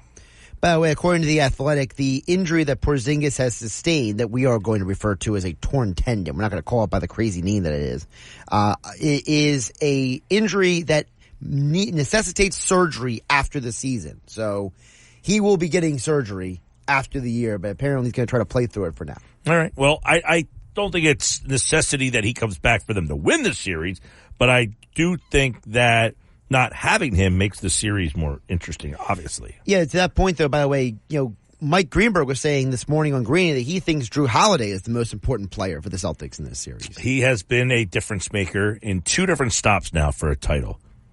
By the way, can you name the other point guard who also won a championship as a point guard with 2 different franchises? They asked this question on Greeny this morning. A point guard who has won 2 different championships as a starter. Okay. With 2 different teams. Now, I will give you a hint because it's a little weird. He's not a traditional point guard.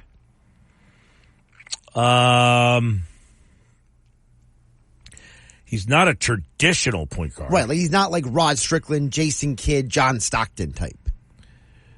All right, so let me ask 2 questions. Mm-hmm. 1, is it within like the 90s to now?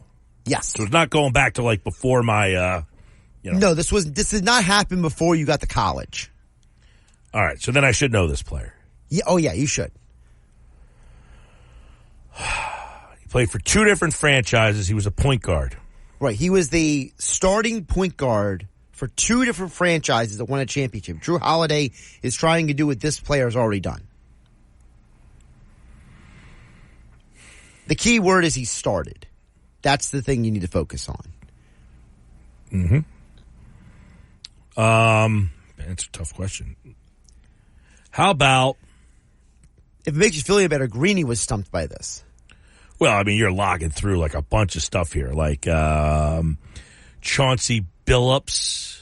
He was a non-traditional point guard. Only one. Right. I'm saying he only won in Detroit. Correct. He did not get a second one. Right. You have to be 2 different organizations. Tony Parker only won in San Antonio. In fact, he didn't play anywhere else. All right. I'm just thinking of point guards that pop out to me. Right. You're just trying to go through guys who have played the point, who have won championships. Right. Derek Fisher. Did he start in 2 different places? Did he win 2 different places? No, he didn't. All right. He's just the Lakers. How about Ron Harper, won with the Bulls? He played with the Lakers. Did they win a title with the Lakers? Is he considered a point guard? Yes, he is. Because he was the point guard on the Bulls team. Yes, he was. Kind of. Non-traditional point guard. So you got it. Ron Harper. Ron Harper. The only reason Ron Harper comes to mind, too, is because I called a game for his son, was a high school player here in Jersey. Nice. Yeah. Well, guess what? You got the answer right, and Green, he couldn't remember. All right. So, point for you. Got it. Mike, I want to flip over to, I want to get your take on the Hurley situation this from story's UConn to LA. So there's a new spin to this situation. So for those who may have lost track of this, or maybe actually having a life outside of following sports this weekend, the LA Lakers were supposedly in pursuit to get UConn 2-time championship coach Dan Hurley to leave the Northeast and go to the Lakers. Now, apparently, Hurley did fly to California this weekend to have a meeting. He was offered a 6-year, $70 million contract. At 1:45, Mike, on Monday afternoon, it was announced that he will be staying at UConn. And at 2 p.m., the UConn men's basketball official Twitter account tweeted out, practice is starting, coach is here. Basically, UConn basically trolling everybody over it. So I don't think he was ever a real candidate, to be honest with you. So now what the interesting twist that came out today is Bleacher Report is reporting that the reason why the Lakers only offered him 6 years, $70 million is that the Lakers actually are having cash flow problems. Unlike other teams that have millionaire investors and billionaire investors taking over their organizations, the Lakers, for all intents and purposes, are considered a family-run business, and that their estimated worth is much less than people like Steve Ballmer. Steve Ballmer, who according to Forbes is estimated $126 billion, well, Jeannie Buss is about $100 billion less worth than he is. And that the Lakers don't have the on-hand cash to pay what they owe Darvin Ham, what they owe Frank Vogel, by the way. They only have one more year, by the way. I didn't know that. I learned that today. And pay another coach. Well, they have been notoriously cheap in terms of paying the coach. Yes, they have. And apparently there is some concerns that the Lakers have, according to this article from Bleacher Report, have grossly miscalculated some of their revenue, which even though they can pay the players because that comes out of the TV money, they are having trouble paying some other responsibilities, we'll call it. Mm-hmm. I don't see why this ever made sense. Why the Lakers would pursue. Now, I think Hurley is a tremendous coach, but he's a tremendous college coach. Now, that doesn't mean he couldn't be a good NBA coach, but his act is not working in the NBA. Right. You can't go stomping your feet and going crazy like he does in an NBA game, let alone with LeBron James. So I don't see why this ever made sense that he would take this job. It sounds almost made up. And that he almost was like, well, if they're going to interview me, I guess I'll listen just to see. There's a lot of speculation that Woj got involved and that this was a way to drive up his price for UConn. Right. I've seen that rumor online, and I know that other NBA reporters have questioned. Well, Shams was on McAfee today. Yeah. And essentially took a little shot saying, I guess he was in the running. I don't think he was ever in the running. I think it was almost like Woj was almost like, hey, I can get you an interview with the Lakers. I think he told hey, I can get you an interview with Dan Hurley. Oh, he told the Lakers. And they were like, really? He'd be interested? Yeah, sure. They give him an offer 6 years, $70 million, and he was like, no thanks. I don't think he had any intention to ever leave that job. We know the story. His wife's from Jersey. He didn't even want to leave Wagner. He had to beg his wife or convince his wife to go to Rhode Island. Yeah, and according to Seth Greenberg and Jeff Goodman, they have both reported that basically Dan Hurley's wife is calls the basketball shots. That Dan Hurley is such a 24/7 basketball junkie that his wife will lay out the clothes for him. She'll give him a lunch bag so he goes to work and has food. Dan Hurley is a 24/7 basketball dude. Yeah, and his wife is from Jersey. And he has tried to stay as close to Jersey as possible. Right. And I don't think that L.A. made sense. I don't think the NBA makes sense for him. I think what makes the most sense for Dan Hurley is to become this generation's Coach K and be the guy. There's not too many of those guys right now. In fact, you can't even name college basketball coaches hardly anymore. By the way, it is almost 20 years to the day that Coach K also turned down the Lakers job. That's an interesting nugget right there. Mike, my final story I want to get to with you real quick is there are not one but two names who are not at mandatory minicamp for the Jets. While neither are excused, according to Jets coach Robert Saleh, Aaron Rodgers has been in constant communication with the team, has attended voluntary workouts, but Rodgers explained to the team that even though it's not an excused absence, that he is attending an important function that he did not want to break his promise to, that he made plans with before the announced mini camps came out. Whereas on the flip side, there's been no communication between Reddick and the Jets about him holding out. So Rodgers, not excused, but he's talking to the coach. And I don't know why they would even say that. Why wouldn't you just say it was excused? Why would you do that to yourself?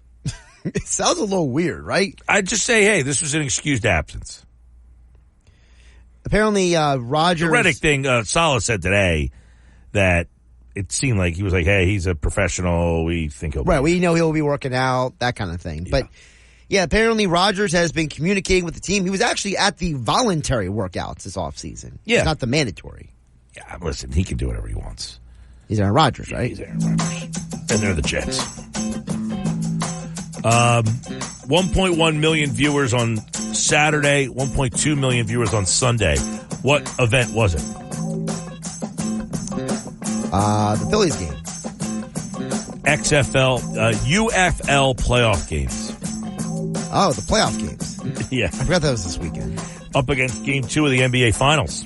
It's a good job by them. Sunday night, 1.2 million watched UFL playoff games. Strong pull by them. It's pretty good, gotta say. And this is why So where'd you watch the Phillies game Sunday? Sunday I was at home. Okay. I'm sure a lot of people, though, bars, restaurants, whatever. Oh, there were tons of places. Well, on Saturday, I went out and watched the game, and I actually have a beer recommendation for you for Happy Hour Friday this Friday. Okay, great. Well, a picture of the can, too. I think, though, that what I'm talking about, though, is that the Phillies game on Sunday was 10 o'clock in the morning. Yeah, there were a lot of places that opened early just for that. Right, and a lot of people were like, hey, I kind of like this 10 o'clock in the morning baseball game, which I've been saying for a while now.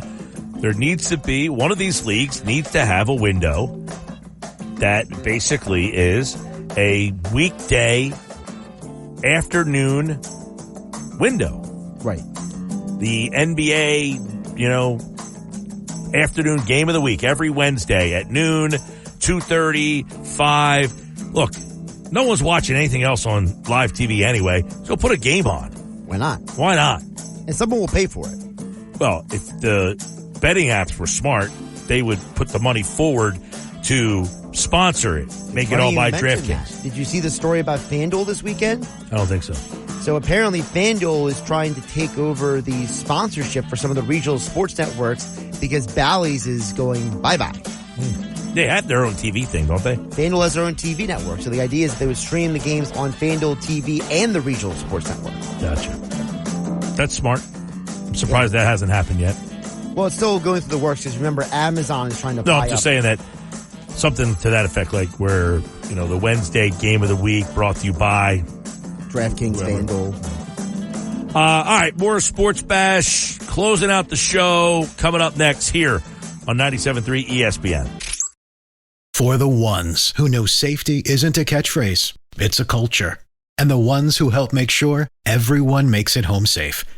For the safety-minded who watch everyone's backs, Grainger offers supplies and solutions for every industry, as well as safety assessments and training to keep your facilities safe and your people safer. Call, click Grainger.com, or just stop by. Grainger, for the ones who get it done. The Sports Bash with Mike Gill on 97.3 ESPN and the free mobile app. All right, get ready to get out of here. Sports Bash, 97.3 ESPN. So I don't know when this jet lag is going to... I made it through the day. I don't know if I'm tired anymore or not. I can't even figure it out. I may be tired. I don't know. I've lost it. I've lost my mind, I think. I mean, did you get any sleep last night? Yeah, I did. I slept last night. Okay, so you're not completely... I slept last night at a normal time and woke up around probably 6:45 this morning. So roughly your normal... Yeah. I did not sleep on the plane on the way home. That's an 8-hour plane ride that I just sat there and stared at a seat in front of me. Do you usually not sleep on planes? I used to be able to. I didn't sleep on the plane ride over there, and I slept... I might have slept 45 minutes on the way back. I watched Chasing Amy.